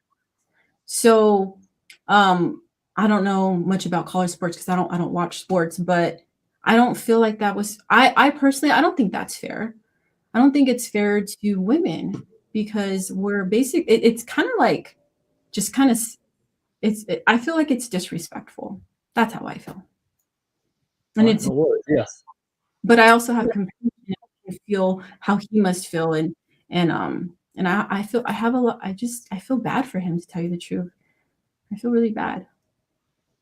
Yeah. No worries. I understand what you said, but the thing is, for a lot of women that are upset, I'm gonna have conversation with these women, but I always say this is a natural consequence of pushing equality for men and women now. That this is why it's happening, because we're opening it up like that, and we're not taking consideration biology. Now, now we are allowing because the same thing that women push for men. Now that's what the trans community is doing. Even though they're obviously we can see the biological differences gives them an unfair advantage, but this is where we're moving to society. So if we're not gonna like I said, gender today in America is like based on what you think inside. So it's no longer a biological thing no more. But this is where we're going. So this is like a consequence of the society we're living in today. Is the gender is based on it's based on the feeling. It's not based on a biological fact. And this has become the result of that. But interesting to hear from everybody. But what's your thoughts, Natasha? Is this the Leah Thomas situation? Is it equal? Is this really equal opportunity? Is it? I actually was really dreading this topic, just because for me, like I'm a middle ground, just because it's like I'm not someone that's gonna disregard or discredit, the fact that Leah Thomas has transitioned and what that means to her. And I'm no one to like decide like, oh, you're not like, I'm just not someone that I'm not going to sit and be like, oh, she's a man. Like I respect that. I respect transgenders. I respect the LGBT community as a whole. And so for me, like, I just choose not to, I guess comment without representation is like a really big thing for me. But in terms of like how I feel about the situation, like Rose said, I feel bad for her, because I think the thing is that a lot of people don't understand is that, and being someone who I've dated women as well, like there's a lot of scrutiny that the LGBT community has to go through that heterosexual people will never know or understand. And so it's like, the obvious is that in going through a transition and the whole biology thing, like there are obvious things, but I'm just going to sit here and say that I hope things work out for the best, and that I hope that she's well, because it's her against the world right now. And I can't imagine how, heavy that must be for her. And, the thing is too, is that it's like thinking about, and again, call me emotional, whatever. For me, I'm very much for the people, and no matter their lifestyle. So I just hope everything works out. All right, no worries. I understand that you were saying that you care about how Leah Thomas feels. I get that. I get that standpoint, but I also want to consider the women also who participated. 100, Because 100%. these are girls who were dreaming their whole dream was to compete, to go into NCAA and have an opportunity to right. So they should be pursuing the NCAA who passed her and approved her through, who ran the testosterone test to make sure that her levels were equivalent to her peers and to the women that she was going to be competing with. I don't think that it should be directly at her, because she didn't decide that. She applied like every other female did, and they approved her. So go for the NCAA, go for the organization that made it okay for her. Pursue them. I don't think that it should be an issue pursuing her, because it's not like she just showed up and said, all right, guys, I'm in, it's me. No, she had to try out like everybody else. And I think that's why for me, again, like I said, without proper representation, I am personally uncomfortable having this kind of conversation, but I will say that I wish all parties well. And I think that if I'm going to say anything, that it is an issue of accountability, because it shouldn't be something that's directed at her. She's catching all the smoke when she's not the one who allowed herself to participate. You know what I'm saying? And if there's, I just feel like it's not something that should be put on her back, because at the end of the day, I'm not saying that's what you're saying. I'm just saying that that's how I feel, because the obvious is like, we've all seen, the headlines and everything. And I mean, it's international. We're like, you know, Erykah, I mean, she says she saw the headlines or whatever, but like for us, it's magnified here because it's here. And so for me, it's like, you know, I very much, again, in touch with my emotions. I think about her family and what they're going through. I mean, imagine if her family isn't accepting of her, if they've disowned her. And now it's like the whole entire, you know, United States is against her. Like, that's emotionally and mentally devastating. Because the other thing is, too, it's going back to what Rose said, for transgenders, from what I understand, it's a whole process. It's not like they get to just wake up, go to the doctor, make an appointment. No, they have to go through the whole process of getting the proper shots. They have to go through mental, they have to go to therapy, because it's a really big, it's a big transition. And so for me, again, like I said, I don't have an opinion about it other than the fact that I hope that it does work out, and I hope that justice is on both ends. And I really do hope that the NCAA does stand up and absorb accountability and not just let her catch everyone's smoke. Because can you imagine the hate comments that she must be getting? The hate in her DM, on her Twitter. I mean, she probably, I wouldn't even look at my phone. You know what I'm saying? So yeah, I mean, I think that, yeah, without proper representation, that's like a conversation that I don't really want part of. So I totally agree with what you said. Like, I don't blame her, because it wasn't, you know, she was given an opportunity and she took advantage of it, right? But this is the thing. I believe that the reason why that they were able to pass that is because on a societal level, we have accepted it. And that's for me, correct. That's for me, I'm totally against it. I think biological men should compete against men. Biological women should compete against biological women. I think the transgender movement should have their own separate league. That's the best way to make it fair. But the thing is, as a societal level, if we don't have open conversations, and like I said, you don't want to talk about it, that's fair, that's fine. But because people aren't willing to talk about it, it creates, this is why that's why they're able to pass that, because people are not going to be vocal enough to say, hey, this is not how we're not going to accept that. Because if everybody just came up together and like, we're not going to accept that, men should compete against men, women should compete against women, we're not going to accept that society, that wouldn't even happen. And I'm not saying that I don't have I'm not saying no, withholding. I just don't have an opinion because no, that's fine. No, yeah, I totally understand it. I'm just saying is, even, you know, even if the behaviors that we see in society, even if we disagree with it, if we don't step up as a people to, you know what, this is not something we want, then we have a part in it in some indirect or direct way. So if we see things that's happening to society, whether it's created by the culture or it's created by the government, you know, I think as part of society, we have a responsibility. If we don't like it, at some formal level, that we should be open enough to have conversations about it. No, and you're 100% right. And so for me, I identify as an ally. And so for me, in identifying as an ally for the LGBTQ community, that's my standpoint, where I'm very neutral. Like, I completely agree with the concept of like having the proper conversations around it in terms of normalizing the uncomfortable conversations, whether it's culturally, you know, society related, whatever it may be. I think that it is important, because for me, the reason why I'm so transparent and why I value being on here is because if there is someone in the world, even if it's one person, younger, older, whatever, that shares the same thought process as me and maybe feels alone in the world with that, you know, I want them to be able to say, okay, cool, like someone gets me. And that's my why I choose, even in the beginning of us having indifferences, why I've chosen to come back every time, because even if it is reaching one person, that's like sufficient for me. You know, I don't look, and changing the world's cool, but if I can make someone in the world feel less alone, based just purely on how I feel in my own experiences, that's all I need. So yeah. No, that's fine. Yeah, that's all I'm saying is like, as a lot of, I know this is very sensitive topic for a lot of people, but I think it's if at the end of the day, whatever we decide to do, like, you know, this people can be affected and some people can be upset. So, but I think for me, it's just because of biology, it matters. He has a, you know, the evidence is clear that, you know, of how men are. It gives us a certain advantage on physical, especially when it comes to physical aspects of the sport.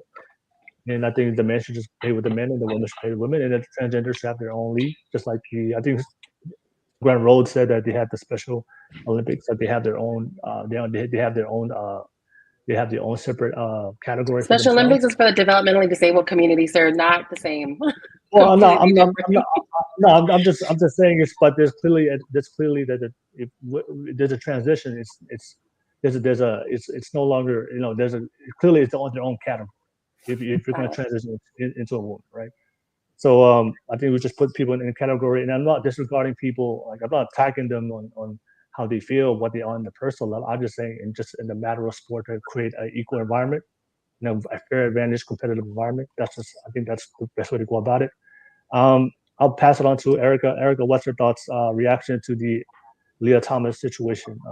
Yeah. I do actually agree with a lot of the things that Natasha said. I feel for this woman, Leah Thomas. I think that she's probably having a really hard time right now. And I also am a little bit uncomfortable talking about this, because I feel like we should have, if we're going to talk about transgender issues or anything relating to that, we probably should have a representation to actually talk their point of view. I mean, if I knew that there was a panel talking about problems in the Māori community, but no Māori in there, I'd probably think, hey man, should be fair. But look, I mean, I don't know how far along Leah is on her transgender journey, so I don't know like where she was. I mean, and her hormone levels, if they were just as much as the other competitors that day. I just feel a little bit inadequate to make a proper intellectual comment on this issue, brother. Sorry, but I will say that it's uncomfortable for me to kind of hear that transgenders or transgender women, they want to be treated like women. They're a woman inside, and that's their right, you know. And they deserve to be treated like a woman if that's how they feel. I don't think it's appropriate for them to have a separate transgender section of the competition. I think that's kind of a little bit insulting to them, because they identify as a woman, and so they should be treated like that if they want to. And that's my opinion. I know that's very liberal. I know it's very different to your opinion, but that's my opinion. I mean, I understand can we all agree that they have a physical advantage than the biological women? Well, I think it depends where on their journey they are, right?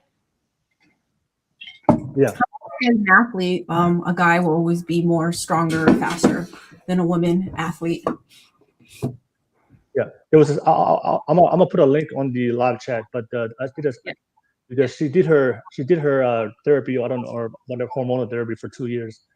But I looked up there was a study they did that anybody that goes to that phase for 2 years, they only lose about 5% of their physical ability. So they still keep 95%. So just for sake of conversation, I have a question. So if this was a transgender male that entered into a male sport, and this is, again, just asking, not just a general, just to throw it out there. If it was a transgender man that had gone into the same thing, and he went and joined a losing team and swept through the whole championship, are they going to have the same issue? Or, and this is just me looking for an opinion, because I wonder that too. Like, if it was the shoe on the other foot, would it be this controversial for him? You know why? But the thing is, they have the opportunity now to do that. But you know why that doesn't happen? The transgender male doesn't go into a male dominant sport. You know why that doesn't happen? Go ahead. No, I just like to ask the question. I'm waiting. Because if you start off as a female, you're gonna go against men. Clearly, the men have a more physical advantage. That's why it doesn't work out in the reverse. So if a woman decides to go into transition into a man and compete with fully grown men that have been men their whole lives and trained as men, they have no chance of competing against those top quality men. But the opposite, if a man decides to transition into a woman, clearly the man has a more advantage. That's why it works out. That's why you see transgender women dominate women's sports, but you will never see a transgender man dominate men's sports because the biology is so vast. It doesn't work the other way. It's also the reason why you don't hear anything about trans men in sports. Yeah. There is no case of a trans man dominating a sport. Sorry, I was more so asking if you guys thought it would get the same like hot, like same smoke as she did. I was just curious because I don't know if it would be the same. Like if there was a transgender male that did compete, like would it, and it was an issue, like would it make news the way that Leah Thomas has made news? I think if there was a category for male sports that were predominantly where female have always been at an advantage on, then maybe we would have a similar case. Whereas when we speak about these sort of athletic sports, when you put male and female counterparts together, there's always a big advantage, even in the cis community, whatever that word may mean. There's always an advantage between male and female in those sense. They're in their own category, but when you look at time set or world records, there's a big difference. And then when you have a case like Leah Thomas, which is not a rare case, there have been multiple trans women who have competed and set world record. I think New Zealand have contributed an athlete in the powerlifting scene. When you have a vast majority of trans women who failed in their male category and have sort of transitioned over to their female and obviously setting world records in the female category of that sport, then we have an issue. The bigger issue that I see on this is not so much sport.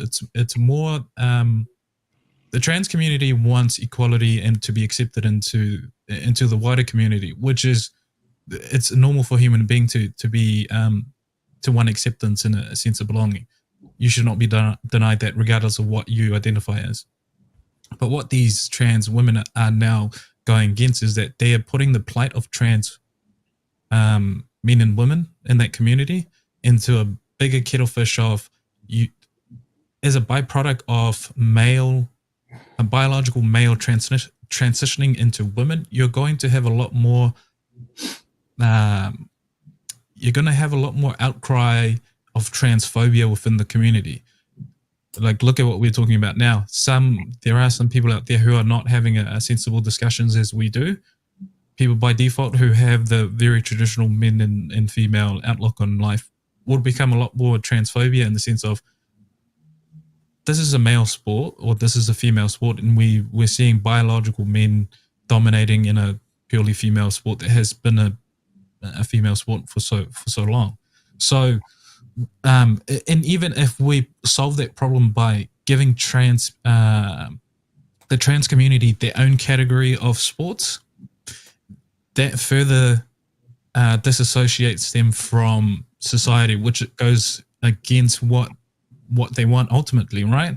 I mean, we talk about the Special Olympics, but out of the vast majority of people who watches that, up to the WNBA, which is a big issue of why they're not getting paid similar to their male counterpart in the NBA. It's because people don't watch them, right? So if you want to push your community to right back to ground zero of fighting for equality and a place of acceptance, trans women participating in biological women sectors is not the way of doing it.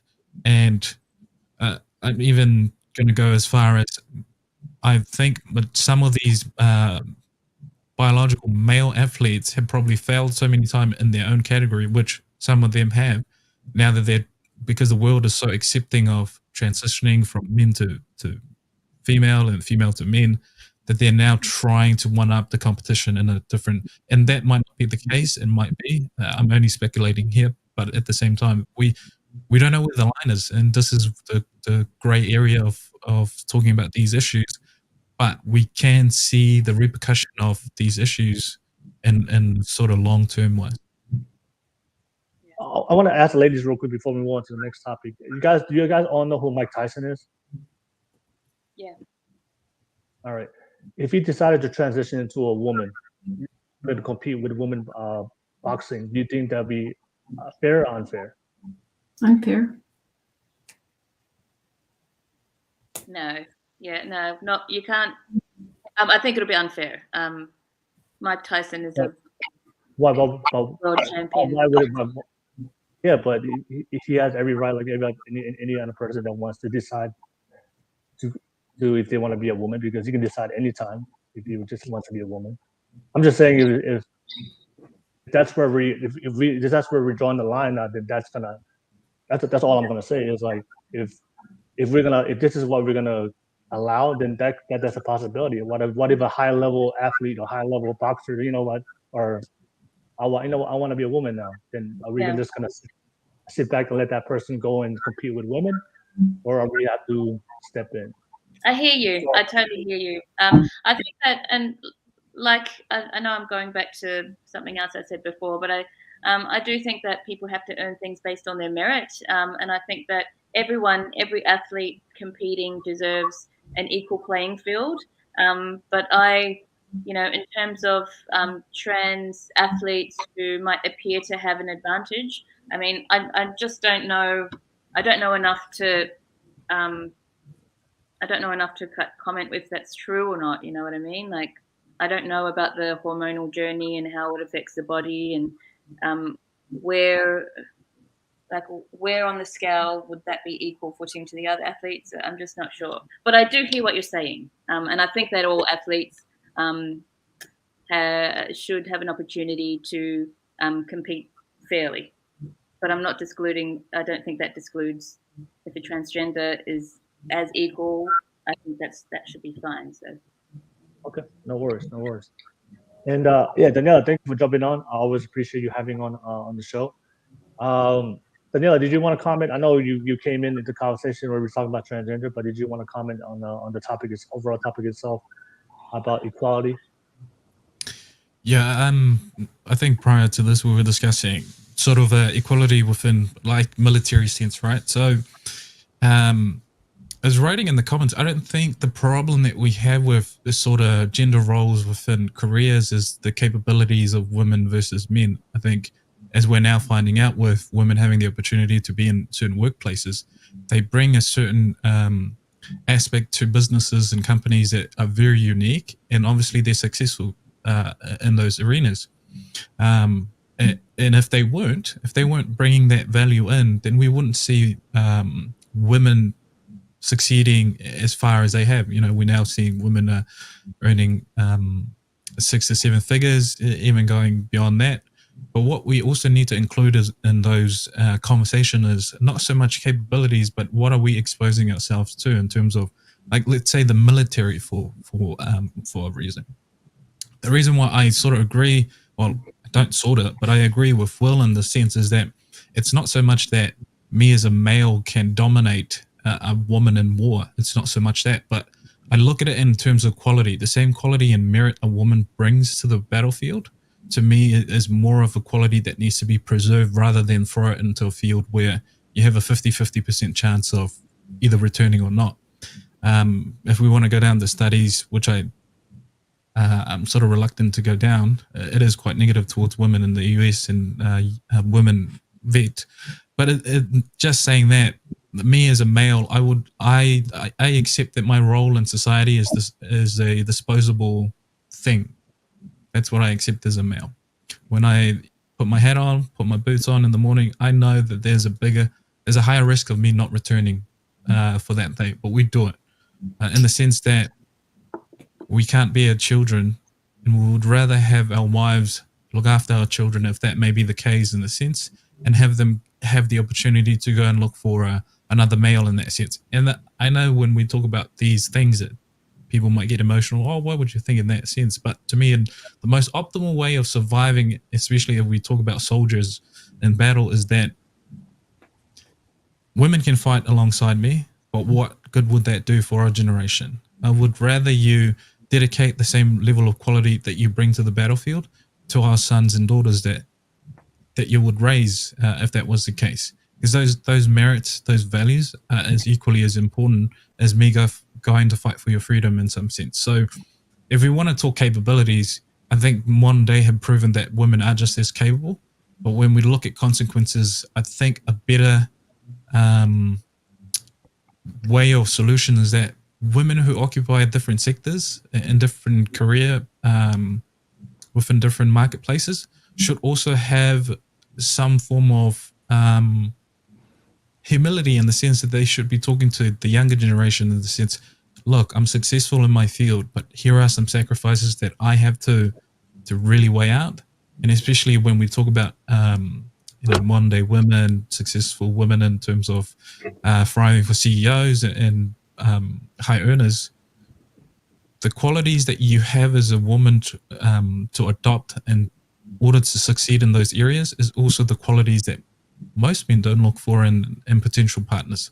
So those are the sacrifices that some women should also relay to the young women of this generation and say, hey, I'm finding it very hard to, date out in the dating market. The guys that I'm looking for are not necessarily looking for the qualities that I've built up. So that's the risk that you're taking on if you want to pursue this. And then when we come down to moving on from that to the transgender issue, what you're saying, Erykah, is absolutely what's going on right now. We don't know what we're talking about when it comes to trans issue. And even I'm seeing on social media, people who are genuinely trans are coming out and saying what we're saying in terms of trans women shouldn't compete. I think someone was doing a interview on Caitlyn Jenner and how she looks at this whole topic in general, and because she's got the accolades of an athlete, a male athlete, she agrees that she knows that purely out of biology as a male, she has 15 to 20 times more testosterone. That alone gives her a bigger advantage than any biological woman, a woman that she comes across. Sorry if I'm keep referring. These issues are quite new to me, so if you find it to me referring different pronouns, as we're finding it's a very new territory to go into, so cancel me if you want. But it's a new territory as society. We're finding out that it's very hard to draw the line, but at the same time, people aren't looking at the long-term consequences of why it's very important that we discuss these issues in a sensible manner, rather than finding it at the last minute and throwing all different opinions all around. Because at the end of the day, the way I look at it, my daughter has the potential to be a trans person, so I have to get comfortable with these sort of topic, so that I can create the most optimal future for them. I'm not just going to hate my child if they decide a decision on based on who they identify with. My opinion on it, I hope they don't, but it's a reality that I have to come into realization with. No worries. Thank you, Daniela. I always appreciate that. Thank you for everybody on the live chat. Thank you so much. I see all you guys commenting on the live chat. Thank you so much for all your comments. Don't forget to like and subscribe to the channel. All y'all, appreciate you guys. Like and subscribe. We appreciate the conversation we have tonight. But to conclude the podcast, I want to ask you, ladies, I want to talk about the consequences a little bit more, because I think this is something like we're moving into a modern society where we're equalizing everything. So for me, I think this is like first time we've seen it in history, where where women can pursue their careers, they can be the leaders of their own family, which is great. I don't have a problem with that if that's not something women want to do. But then, about before, there's always going to be a consequence to whatever we choose in life. And based on a lot of conversations with a lot of women, and obviously you guys know I do have a podcast I do on Saturday. We talk to women also. And there are also studies on this, but there's a lot of women that choosing to go into the careers. They want to be independent. They want to skip their youthful fertility years so they can achieve their success. And what happens, a lot of these women are not fulfilled or not happy when they don't have children. A lot of these women get tired. I know there's a lot of women out there that they do work a full-time job every single day, but a lot of them are getting, working 30, 40, 50 years of their life. A lot of them, getting tired of working all the time. People had a more decade they had a man or they had a more feminine role. A lot of women are very strong, independent. Personally, myself, in the conversation I have with women, but sometimes I talk to these women, they always tell me, I'm getting tired of being strong all the time. There's sometimes I just want to be a woman now. I want to just, be my feminine role, but I don't have a man. So we're seeing all these consequences that's happening by the choices that these women, because we're equalizing society. So, of course, I think what Erykah said, a lot of men are saying, you know what, men can stay at home now, which is fine. A lot of men, they want to stay at home, but there's also consequences for either. A lot of times where men who are in that role, sometimes the woman is more the more masculine person, or the leader in that relationship. A lot of times would emasculate that man, and he feels some type of way. But at the end of the day, that's one of the consequences that come with being in a role where, as a man, you put yourself in the feminine role, allow the woman to lead. So there's always going to be consequences to this. So this is a new experiment that we're seeing today in modern society. But I think that's why biology matters. There's certain things that we're capable. We're all capable, but there's certain things that we're just biology built for. And I think me and Daniela, we always talk about it, like providing. Like, I know for a lot of women, like, they like to work, but there's a lot of women, like, they don't want to work all the way to their 60 years old. They would, but for me as a man, like, I would work to the day I drop, and I love work. I love doing things. I appreciate a woman being at home. I couldn't do that. It would drive me nuts. If I stay at home and do the things that traditionally what women would do, I don't know how you guys do it. That's why I appreciate the work, the effort the woman brings to the home, what you do at home, because I personally couldn't do it. I'm more built to go out there and, like I said, be disposable. Just I'll go out there, work hard, and put myself in a stressful environment, so that way I can provide and protect my family. That's something I find peace as a man. But we're moving into it today where we're going into different routes, but there's consequences to it. So what do you think, based on what do you think for what do you see today with the consequence of a lot of women today choosing to be more equalized, choosing to go work, go get a career, not having children, maybe do it maybe having children or not having no kids at all. Like, what are the consequences do you see with the women that you see in your life, and what do you observe? Because I have these conversations all the time with a lot of the women, the more modern women on my podcast, and a lot of times they would say, I was told this one thing to do, this, pursue this role really young, but now later on in their life they look back at it as like, man, I allowed them to have this regret.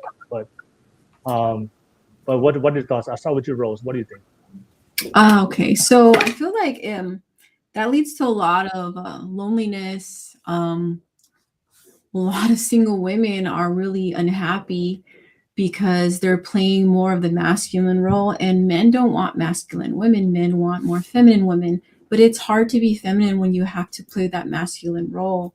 So it's just tough for everybody, but it doesn't have to be. It doesn't. We make it complicated. It could be very simple. I feel like, well, with like my experience, my mom, I never had good father figures, good male role models. So my mom was both the masculine embodiment and feminine embodiment. She played both roles, the mother and father. And it's hard. It's really hard. Had she had a partner, a good partner, then that could have been shared. That load could have been shared, and it would have been easier. She would have been happier. But because that wasn't the case, it just makes it so hard. It's very, very tough. And then myself, I've always played the more masculine role, taking care of everybody. And it's hard. I wish I had a partner that could help me and help me with the load, share the load, because that would make me happier. That would free up a lot more time. And I really want to embody more of the feminine instead of having to be more masculine, because it's tiring. I get tired all the time working and tired of dealing with all the things that we deal with as a woman, with our periods, just our hormones that we go through, the emotional things, being a daughter, a sister, a mother, and then having to also be the provider. So it's just very tough. And I feel like, and I also see with my girlfriends, all my girlfriends are all still pretty much single because they're too independent, and it's very intimidating for a guy. So then I look at their dating life and their love life, and I see how it's affecting them because they're embodying more of the masculine. And I have to try to teach them, okay, you need to be more feminine, like dress up a little bit more, like talk a certain way, move a certain way, because you will attract more of the kind of men you want, because they are like guys. You guys are visual beings. You guys. And whereas we are more emotional. So it's the difference in biology. What you men are attracted to, first off, is going to be the visual, the looks. Is she beautiful? And if a woman's not taking care of herself because she's having to deal with, she's tired, she's just worked freaking 80 hours a week, she's too tired to just dress up and go out and meet people. So it's very difficult. I find that.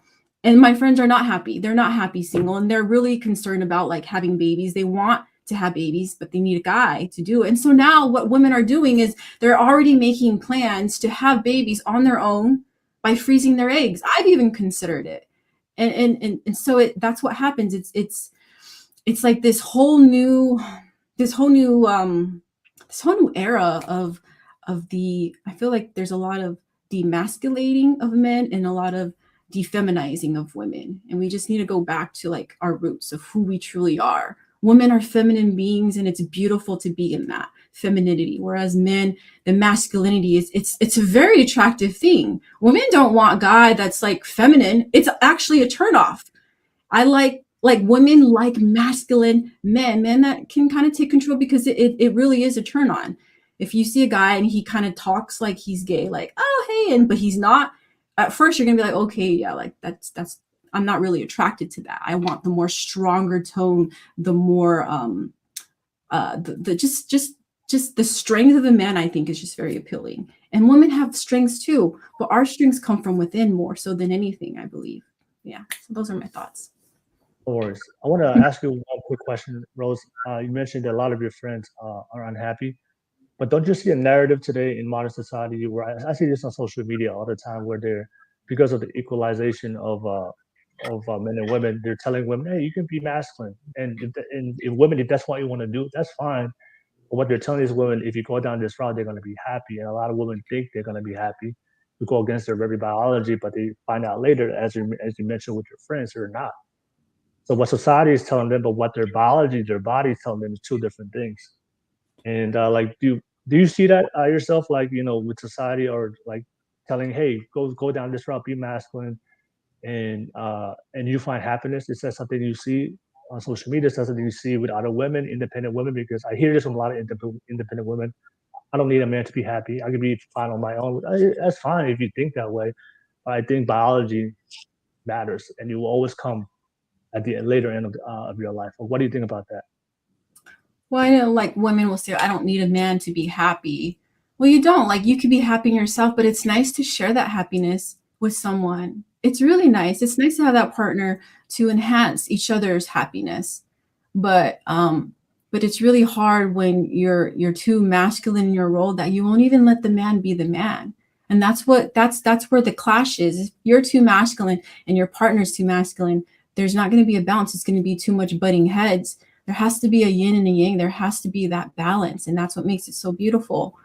And so now with the women being more masculine and men being a little bit like more feminine nowadays, like it's really making it hard in the dating scene. It's a lot of people are finding it very, very hard to date and to even be in relationships. I think it's harder now than it's ever been. I see it with my own eyes, and it's sad. It's tough. It's really tough out there to really find partners, and I think it's tough in the dating world. I don't do the whole dating scene, but see my friends doing it, and it doesn't look like it's that great. It doesn't seem like a fun experience, especially with it's hard. It's hard for a guy. I think if he's dating a girl that's making more money than him, she's obviously going to be more bossy. She's going to be the one that's more in control. And it's hard for a guy to deal with that, especially because he has an ego and he wants to feel like he's the man, like he wants to take care of her. And it's hard when a woman is not even allowing that, because she's so used to taking care of herself and everyone else around her. So then it's like, if you don't need a guy because you're doing everything that a guy, like you're taking care of yourself, you're pleasing yourself in ways that I mean, there's just everything that, like, there's nothing that a man could do for me. Then what's the point of having a guy? What's the point of having a man? And so that's what's happening now. It's like, well, there's so much beauty in being with a guy or girl, whoever, a partner. it's such a beautiful experience. It's why we're here, to have these human connections and be able to have these relationships. And I think it's just a beautiful experience, but it's gotten to the point where now it's so confusing for everyone. Everyone's confused on the different roles, and there's this independent woman is that's why a lot of women that are independent are single. I mean, you look at a lot of celebrity women who are super powerful. They're all single, and if they are in a marriage, they're miserable, and then they get divorced because they're hard to be with, because they're playing the masculine role. And what guy is going to want to be with a woman that he feels intimidated by and he can't be the man? I mean, that doesn't feel good. He's basically her little bitch, and that doesn't feel good. So then it's never going to work out. So yeah, those are my 2 cents. Definitely, thank you for definitely sharing it. Let me pass it to Natasha. Natasha, what do you think? In the society today, where we're equalizing everything, telling women, hey, you can play a masculine role, and hey, if that's what you want to do, women, that's fine. But what do you think about a lot of women today finding out the aftermath of the consequences that we see today in modern society? What's your thoughts about that, Natasha? So I'm going to move away from the choosing masculinity, because for the sake of single moms, for the sake of women that are in relationships where maybe the man isn't as dominant, I'm going to speak specifically to consequences. When we talk about the consequences from a woman being to do it all, I think of 2 things. I think of being tired, and I think of self-sacrifice. Because for the women, and I say this from a space of how much I love my mom. My mom is the most hardworking woman that I know. She has held her own career, and she's taking care of 4 kids plus grandkids. My mom is very much a do-it-all. And so for me, I look at her and I see her being tired. I see her sacrificing self-care, her own individual time, and she doesn't get things like getting the pedicures, getting the haircuts. My mom, we dye hair at home because she's tired and she's always busy because there's responsibilities that she has to care for on the home front. And in terms of like choosing, that's kind of why when we had the podcast, I think it was last week, where I had asked, like, for women specifically in Pacific Islander cultures, when we're not able to choose or opt out of the masculine responsibilities, because I didn't have the checkout box, that it fell in my lap. And so for me, like, obviously over the years, and even through this experience of being on your podcast, I'm learning to be a better listener than I thought I already was, but also being bold in my opinion, because again, I feel like I'm not saying that, that masculine women like don't, because I agree with some of what Rose was saying. Like, sometimes there are women that do get narrow-minded about it, and they are men haters, and that's cool. That's you, sis. Like, be happy in that. Do I believe that they're secretly happy? No, because I think that when you have hate in your heart regarding anybody, that's something that you have to deal with. And so that's that. But I think that for me, the bigger picture is why it's important to have these kind of conversations, and why it is important to get back to the basics of a man's biology as well as a woman's, is because the long-term effect is the kids. It's the preservation, like Danielle always says, the preservation of our future. Like, if we're not, as women, because let's be 100, and this is from a Pacific Islander house, like, my mom took care of us. My grandma helped her. My aunt helped her. My dad, he brought the bread home. And so for us as kids, we didn't really have a developed relationship with our dad until we're a lot older. And so for me, I think that it's important to find that balance, whether it is you are a married couple or you're co-parenting or whatever the case is, because I think that you're very capable to, even in being in a relationship that doesn't work out, but there are kids that come of it, a woman can still maintain her femininity with her baby daddy. And that's a choice that we as women make. So for me, I think that I definitely think that it's the bigger picture is looking at how it affects tomorrow. And, and for us as women, and again, to go back to what Daniela even said about the war, like, do I think that women are as equally capable? Of course I do. Do I think that the reasons of wanting to go are valid? Of course I do. But at the end of the day, there's a reason why we as women were given the gift of carrying and bearing children. There's a reason why when it comes to little kids and they fall down and get hurt, unless it's like a single dad situation or maybe only dads around, there's a reason why the kids run to us first, because there's a level of nurturing and there's a level of care and a level of affection that we are able to offer them. And even for those of us women that have like dominant, super masculine men, it is just as important. And this is why femininity for women, and this is why it's losing, like why to me, I talk about the fact that this loss is luster, because if we're not feminine towards our men and we're not encouraging them to be soft, then that impacts your children. Because then, like, for example, my dad saying I love you to us wasn't the norm for him. And it's not because he didn't, it's because how he grew up in Samoa, I love you wasn't common. But my mom conditioned him.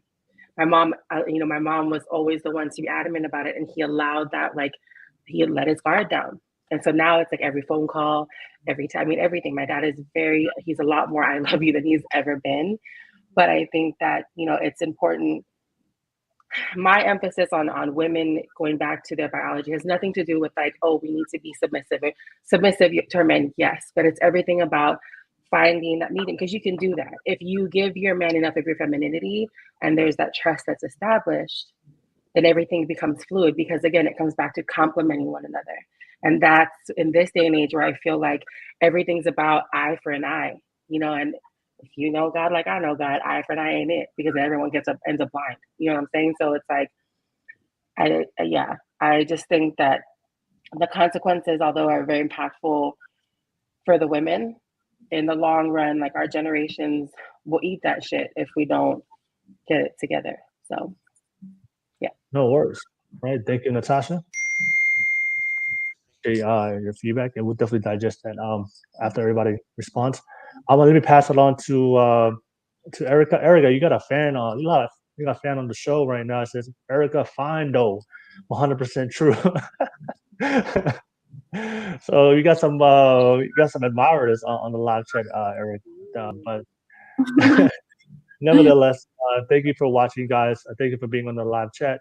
But Erykah, what's your thoughts about we're moving into more equal society, so women can do whatever they want to do. But now we're seeing women going outside the traditional role. But they're starting to see they're dealing with a whole new modern consequence by today in modern society. So what's your thoughts about a lot of women experiencing that? Yeah, I totally embrace the level of equality between the genders, and I think it's a really good thing. I will say this, as someone who works full-time in a male-dominated industry, I manage a team of employees. I've always gravitated toward leadership roles.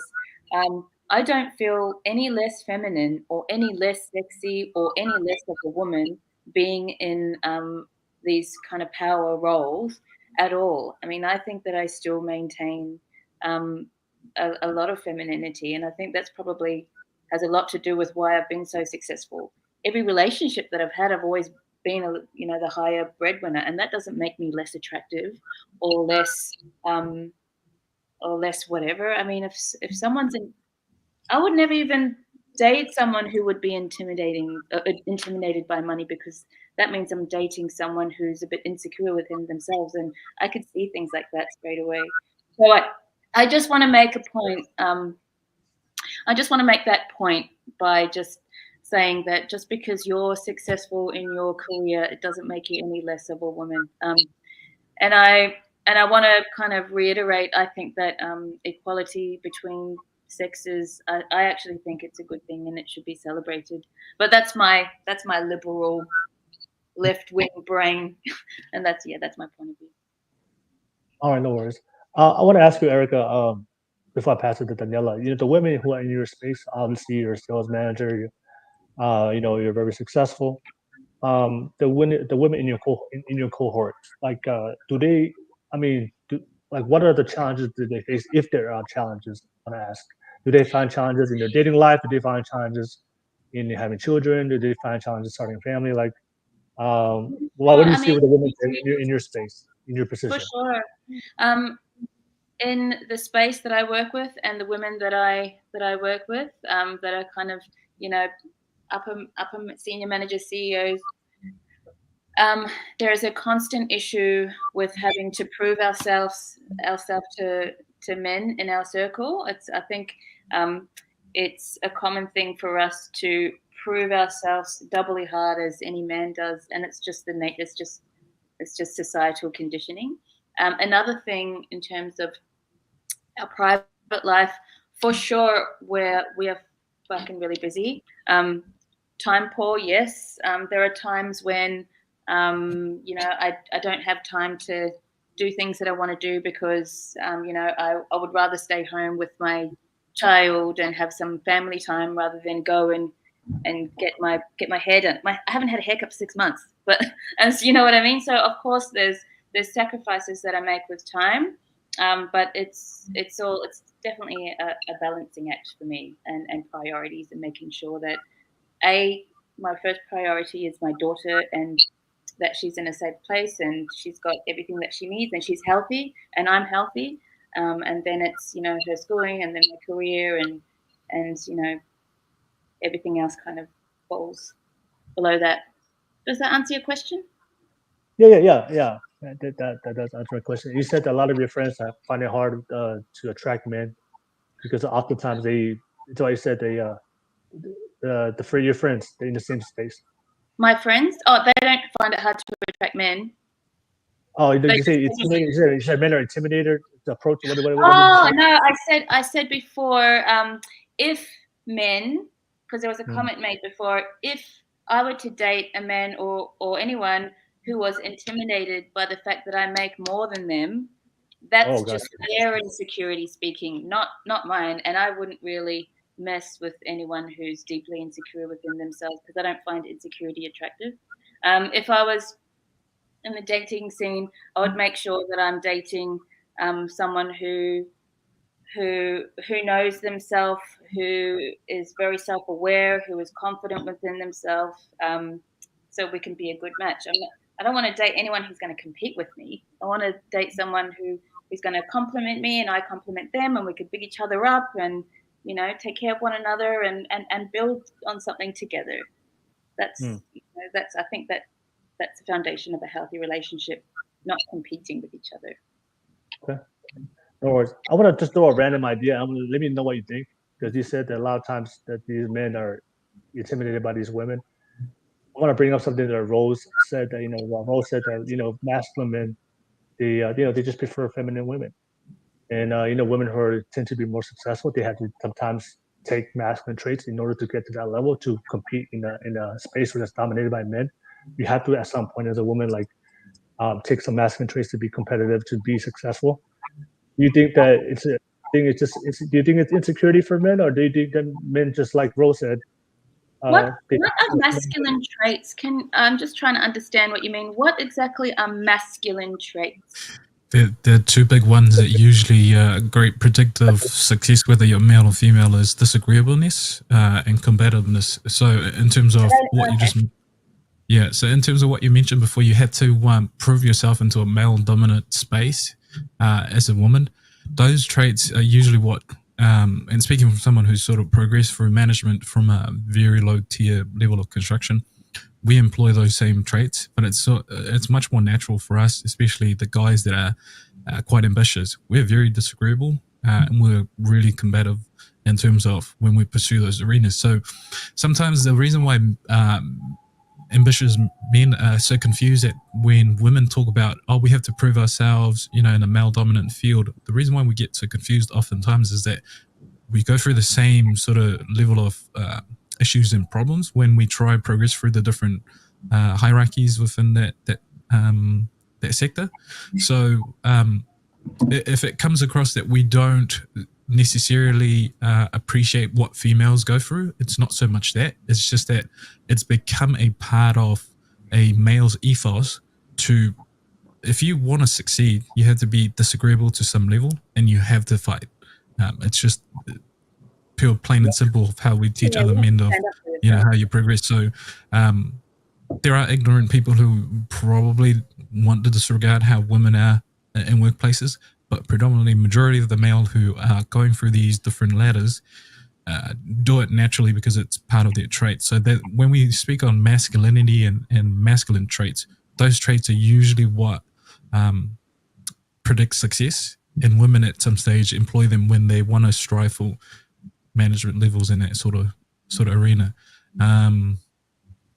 Yeah, I thought I'd jump in and just answer that because I relate. You're the expert on masculinity.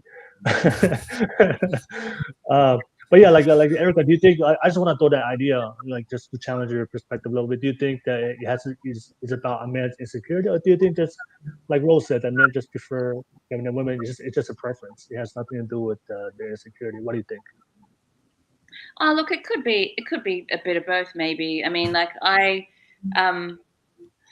it depends what you like. I mean, maybe there are men who prefer women to be more submissive and quiet and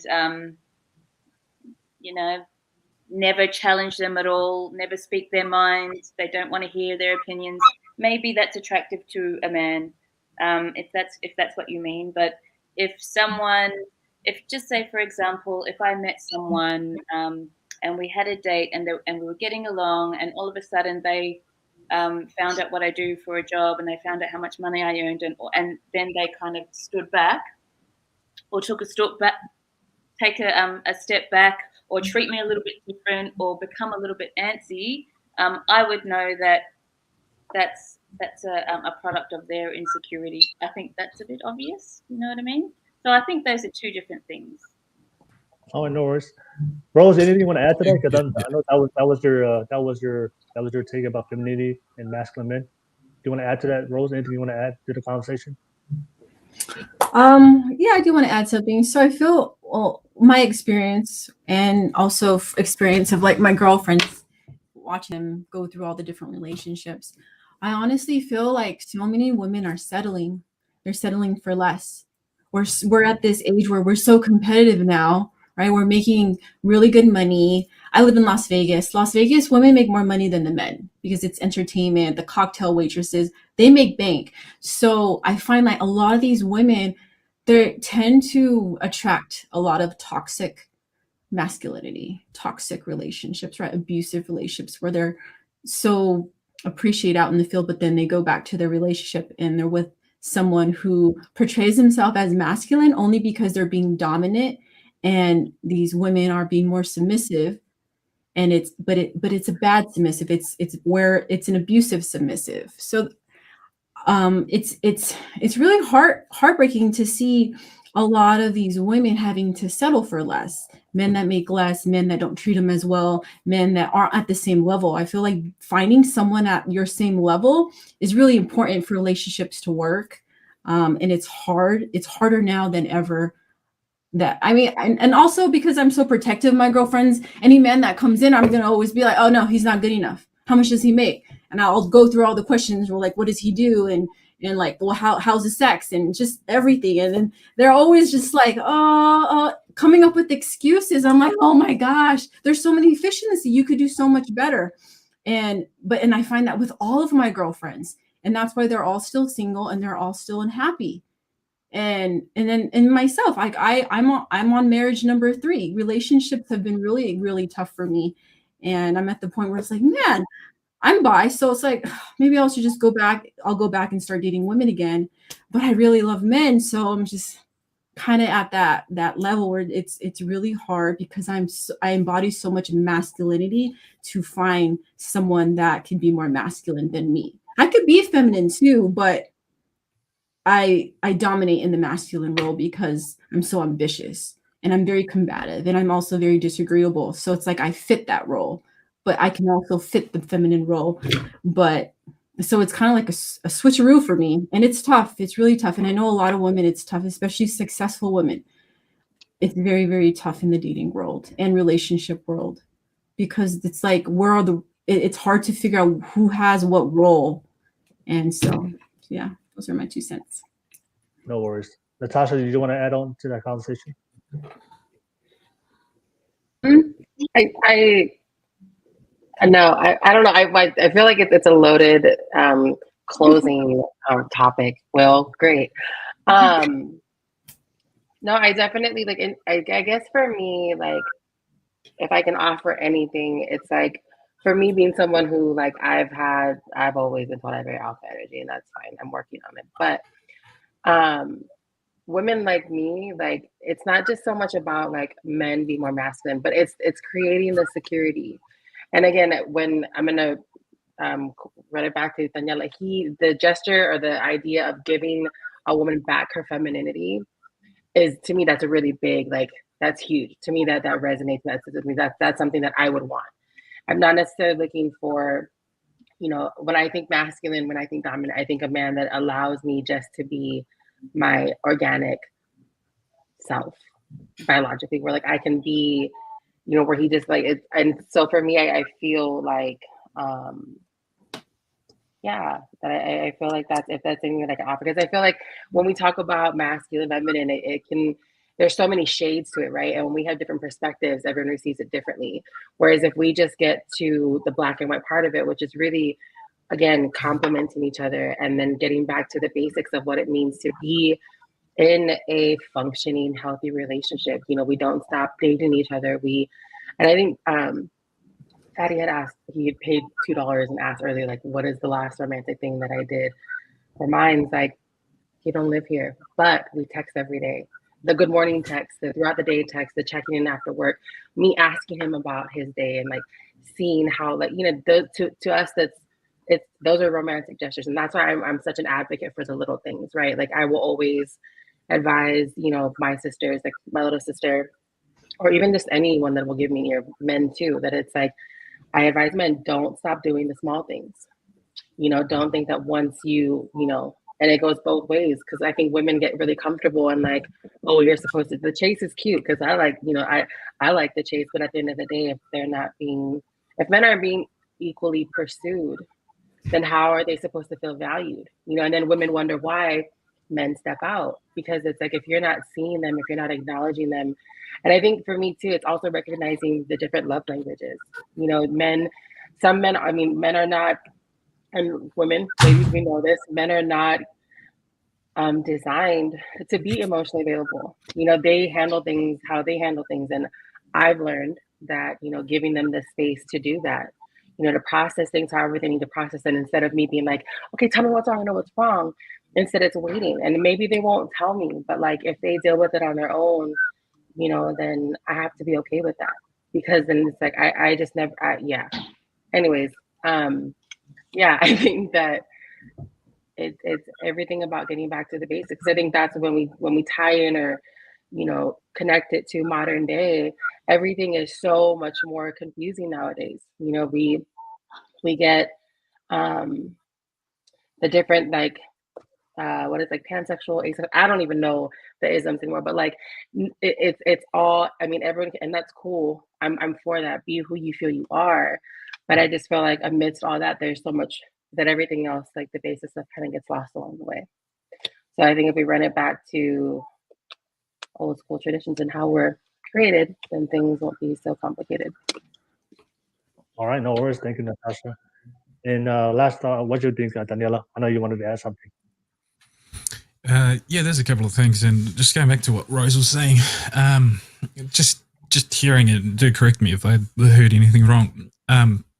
From a male perspective, the reason why there are so many unhappy relationships when the female is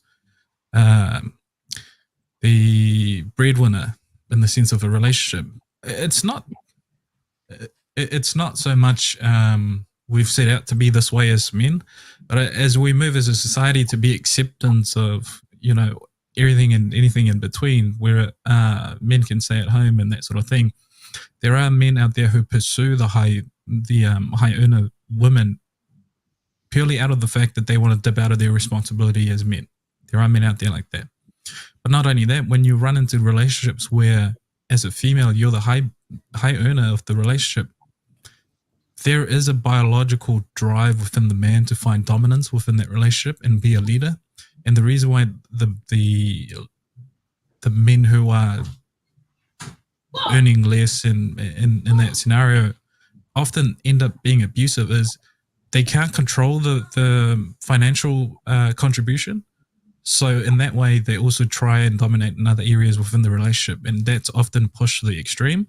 And the reason why they're pushed to the extreme, because the same quality that takes a man to be quite ambitious and to drive to be the financial breadwinner is also the same quality that makes that man great for a relationship.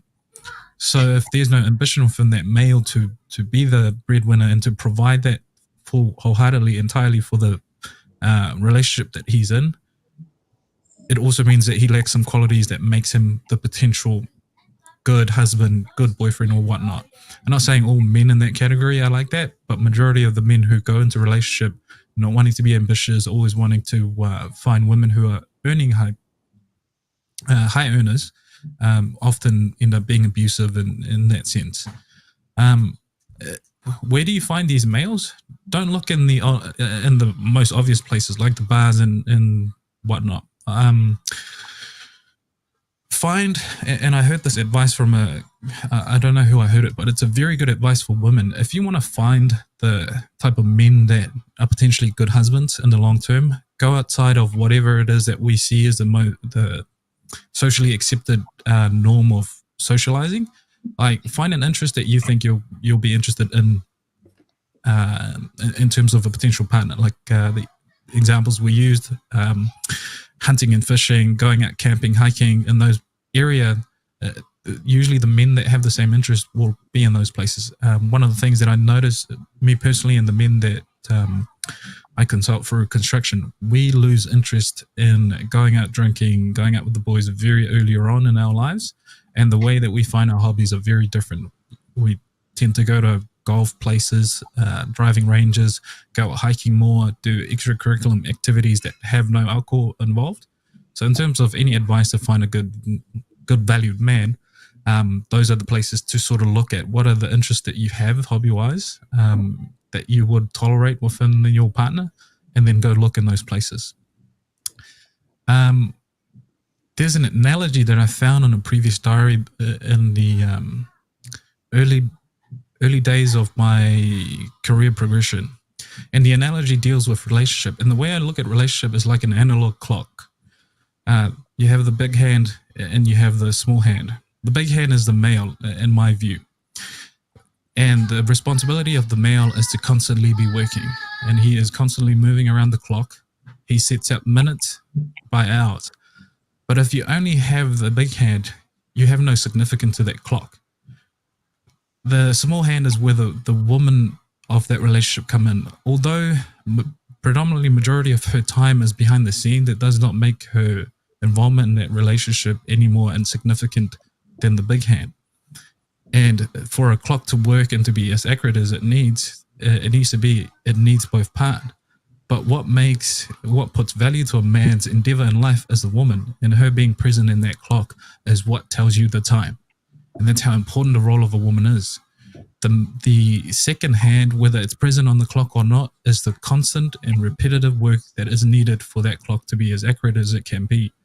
And if you force that to be any faster or any slower, then the relationship become out of sync. And I love this analogy, and I don't know how I came about this analogy, but I love the analogy in the sense that it works so well in how we define relationship, but it also works in terms of how we model relationship to our children. In order for the clock to predict the accurate time, all the different components have to come together and be within that role. No one is more important than the other, but just knowing that each component deals in specific role make the whole process much more important than what it is. And I think that there was a question in last week, why is marriage or long-term relationship such a selling point for nowadays? And to me, it's just children. And as adults, as we grown out of pain and trauma and whatever that may be, it is my hope that whatever I build can be a starting point for my children. So I guess in an add-on, if you understand a clock, that's majority of what we view relationship with. And I think it's a healthy way to differentiate the roles that men and women bring to a relationship. And we often confuse it so much that, men can do this, men can stay home, women can do this, women can be successful. Yes, they can. We're not talking about capabilities, but what is best suited for a holistic view on relationship and how it works in conjunction to each other. It has nothing to do with your own personal value. It has nothing to do with what you're capable of. It has more to do with what makes us work together as two completely different people, and how can we come together to make something out of say, family and children. All right. Thank you, Daniela. Appreciate that. I love the analogy. Big hand, small hand. I think for a lot of modern women, they'll be like, "Why can't I be the big hand and you be the small hand?" Suleiman, it's like the analogy for a man's responsibility. You have to keep moving forward. And most of my view on, like my wife personally, most of her work is done behind the scene. She does all of that work. It's not I don't look at it as it's not as important as what I do. It's equally as important, but majority of it is seen by everyone else. All right. She is No worries. All right. Thank you so much. Yeah, we have come to the end of the podcast. Thank you so much for all our live chats. There's so many people out here. So many comments. Let me just read some comments real quick. Get Lost said, Daniela, wouldn't the drive for the breadwinner to feed the family, if the woman can do that, wouldn't that allow the man to pursue his passion hobbies? And then Ty said, dating standards from most women are crazy. Too many fixes. I think they're tense. And then Red Pill Logic said, Erykah, men don't compete with women. Women compete with men. Women are never satisfied. They always want more. They always think they can do better. Nevertheless, whether we agree or disagree, thank you so much for tuning in. Don't forget, this is a public show. I love all you guys tuning in every single week, and you guys have a variety of opinions. You disagree with us, then next time just click on that link, jump on the public show, and let's have a conversation. I would love to have a conversation with you guys, especially if you disagree with a lot of things we said. But nevertheless, I just want to say thank you so much to all my panel of guests jumping on tonight, taking the time out of your day. I really shout out to you guys real quick. I just share your final thoughts or take away from tonight's podcast real quick, and then how can people find you? I definitely want people to follow you guys. And I know a lot of you guys are doing your own thing and starting your own podcast and having your social media platforms. So definitely plug that in so people can follow you. I'll start with our newest guest. Rose, go ahead. Final thoughts, and then how can people find you? Final thoughts. Well, I just want to say thank you for inviting me, and thank you everyone for being here and having this discussion. I'm very grateful. And I'm glad that we're able to discuss things, even though we may not agree on a lot of what we're saying, at least we're able to discuss it and be open to listening. And I think that's really important. So yeah, and then as far as where you can find me, I'm on Instagram at Hungry Samoans. If you want to listen, I just started a podcast and just launched it. My first one was on motherhood. So if anyone wants to tap it, then follow me. Thank you. All right, no worries. Rose, definitely send me the link and I'll post it on the description below so people can tap in and follow your podcast. Okay. All right. And look at the setup is behind her. So look at that setup. That's fire, right? Podcast setup. That's really fire. Thank you so much, Rose, for jumping on tonight. I'll pass it on to Natasha. Natasha, final thoughts and how can people find you? Final thoughts. I am just full of gratitude. I'm thankful for the difference of opinions and thankful for every learning opportunity that I receive. So appreciate all y'all. My handle is down here. And yeah, I hope everyone has a good week. And then again, thank you, Will, for just creating a space and a platform. And thank you, Daniela, for always being a super strong support to all of us. My mom and I are really big fans, and my list of running things that I need and want out of a relationship and companion come from you. So you're welcome. Thank you. No worries, Natasha. Daniela helped Tui find her mate, so that's what Daniela does. Oh. Would you say, Daniela? That's news. That's good news. That's good news. All right. Thank you. And Erykah, final thoughts and how can people find you? Yeah, thank you. Good conversation. I like how we all have quite different views, but it's I'm really grateful that we can all talk about it respectfully, and it's really quite refreshing to have these conversations. You can find me on Instagram at erykah.mocha.latte. Yeah, thank you. It was really nice to meet you guys and have a chat. Thanks, Will. All right, no worries. And Daniela, last thoughts for everybody. You're definitely a fan favorite for a lot of people tuning in. Final thoughts, everybody. No, I think what Erykah sort of brought up when we were discussing the trans issue is a wider concept that we should adopt, in the sense of we should also look at people that represent.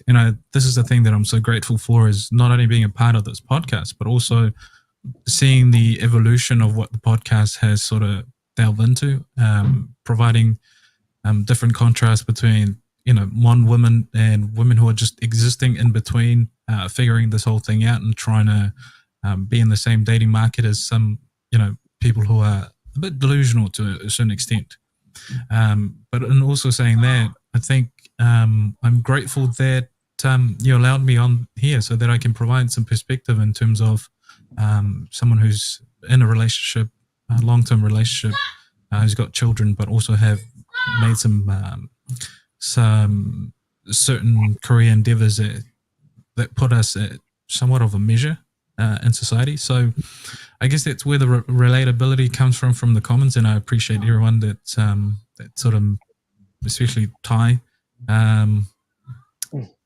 Yeah, the best that we can do is to provide an unbiased opinion on certain issues, but at times we often don't. So yeah, once again, thank you, ladies, for allowing me to come into the space and we can have a discussion. And again, Will, thank you for doing what you're doing. I always appreciate you. All right. And don't find me on social media, please. Don't find Daniela. All right.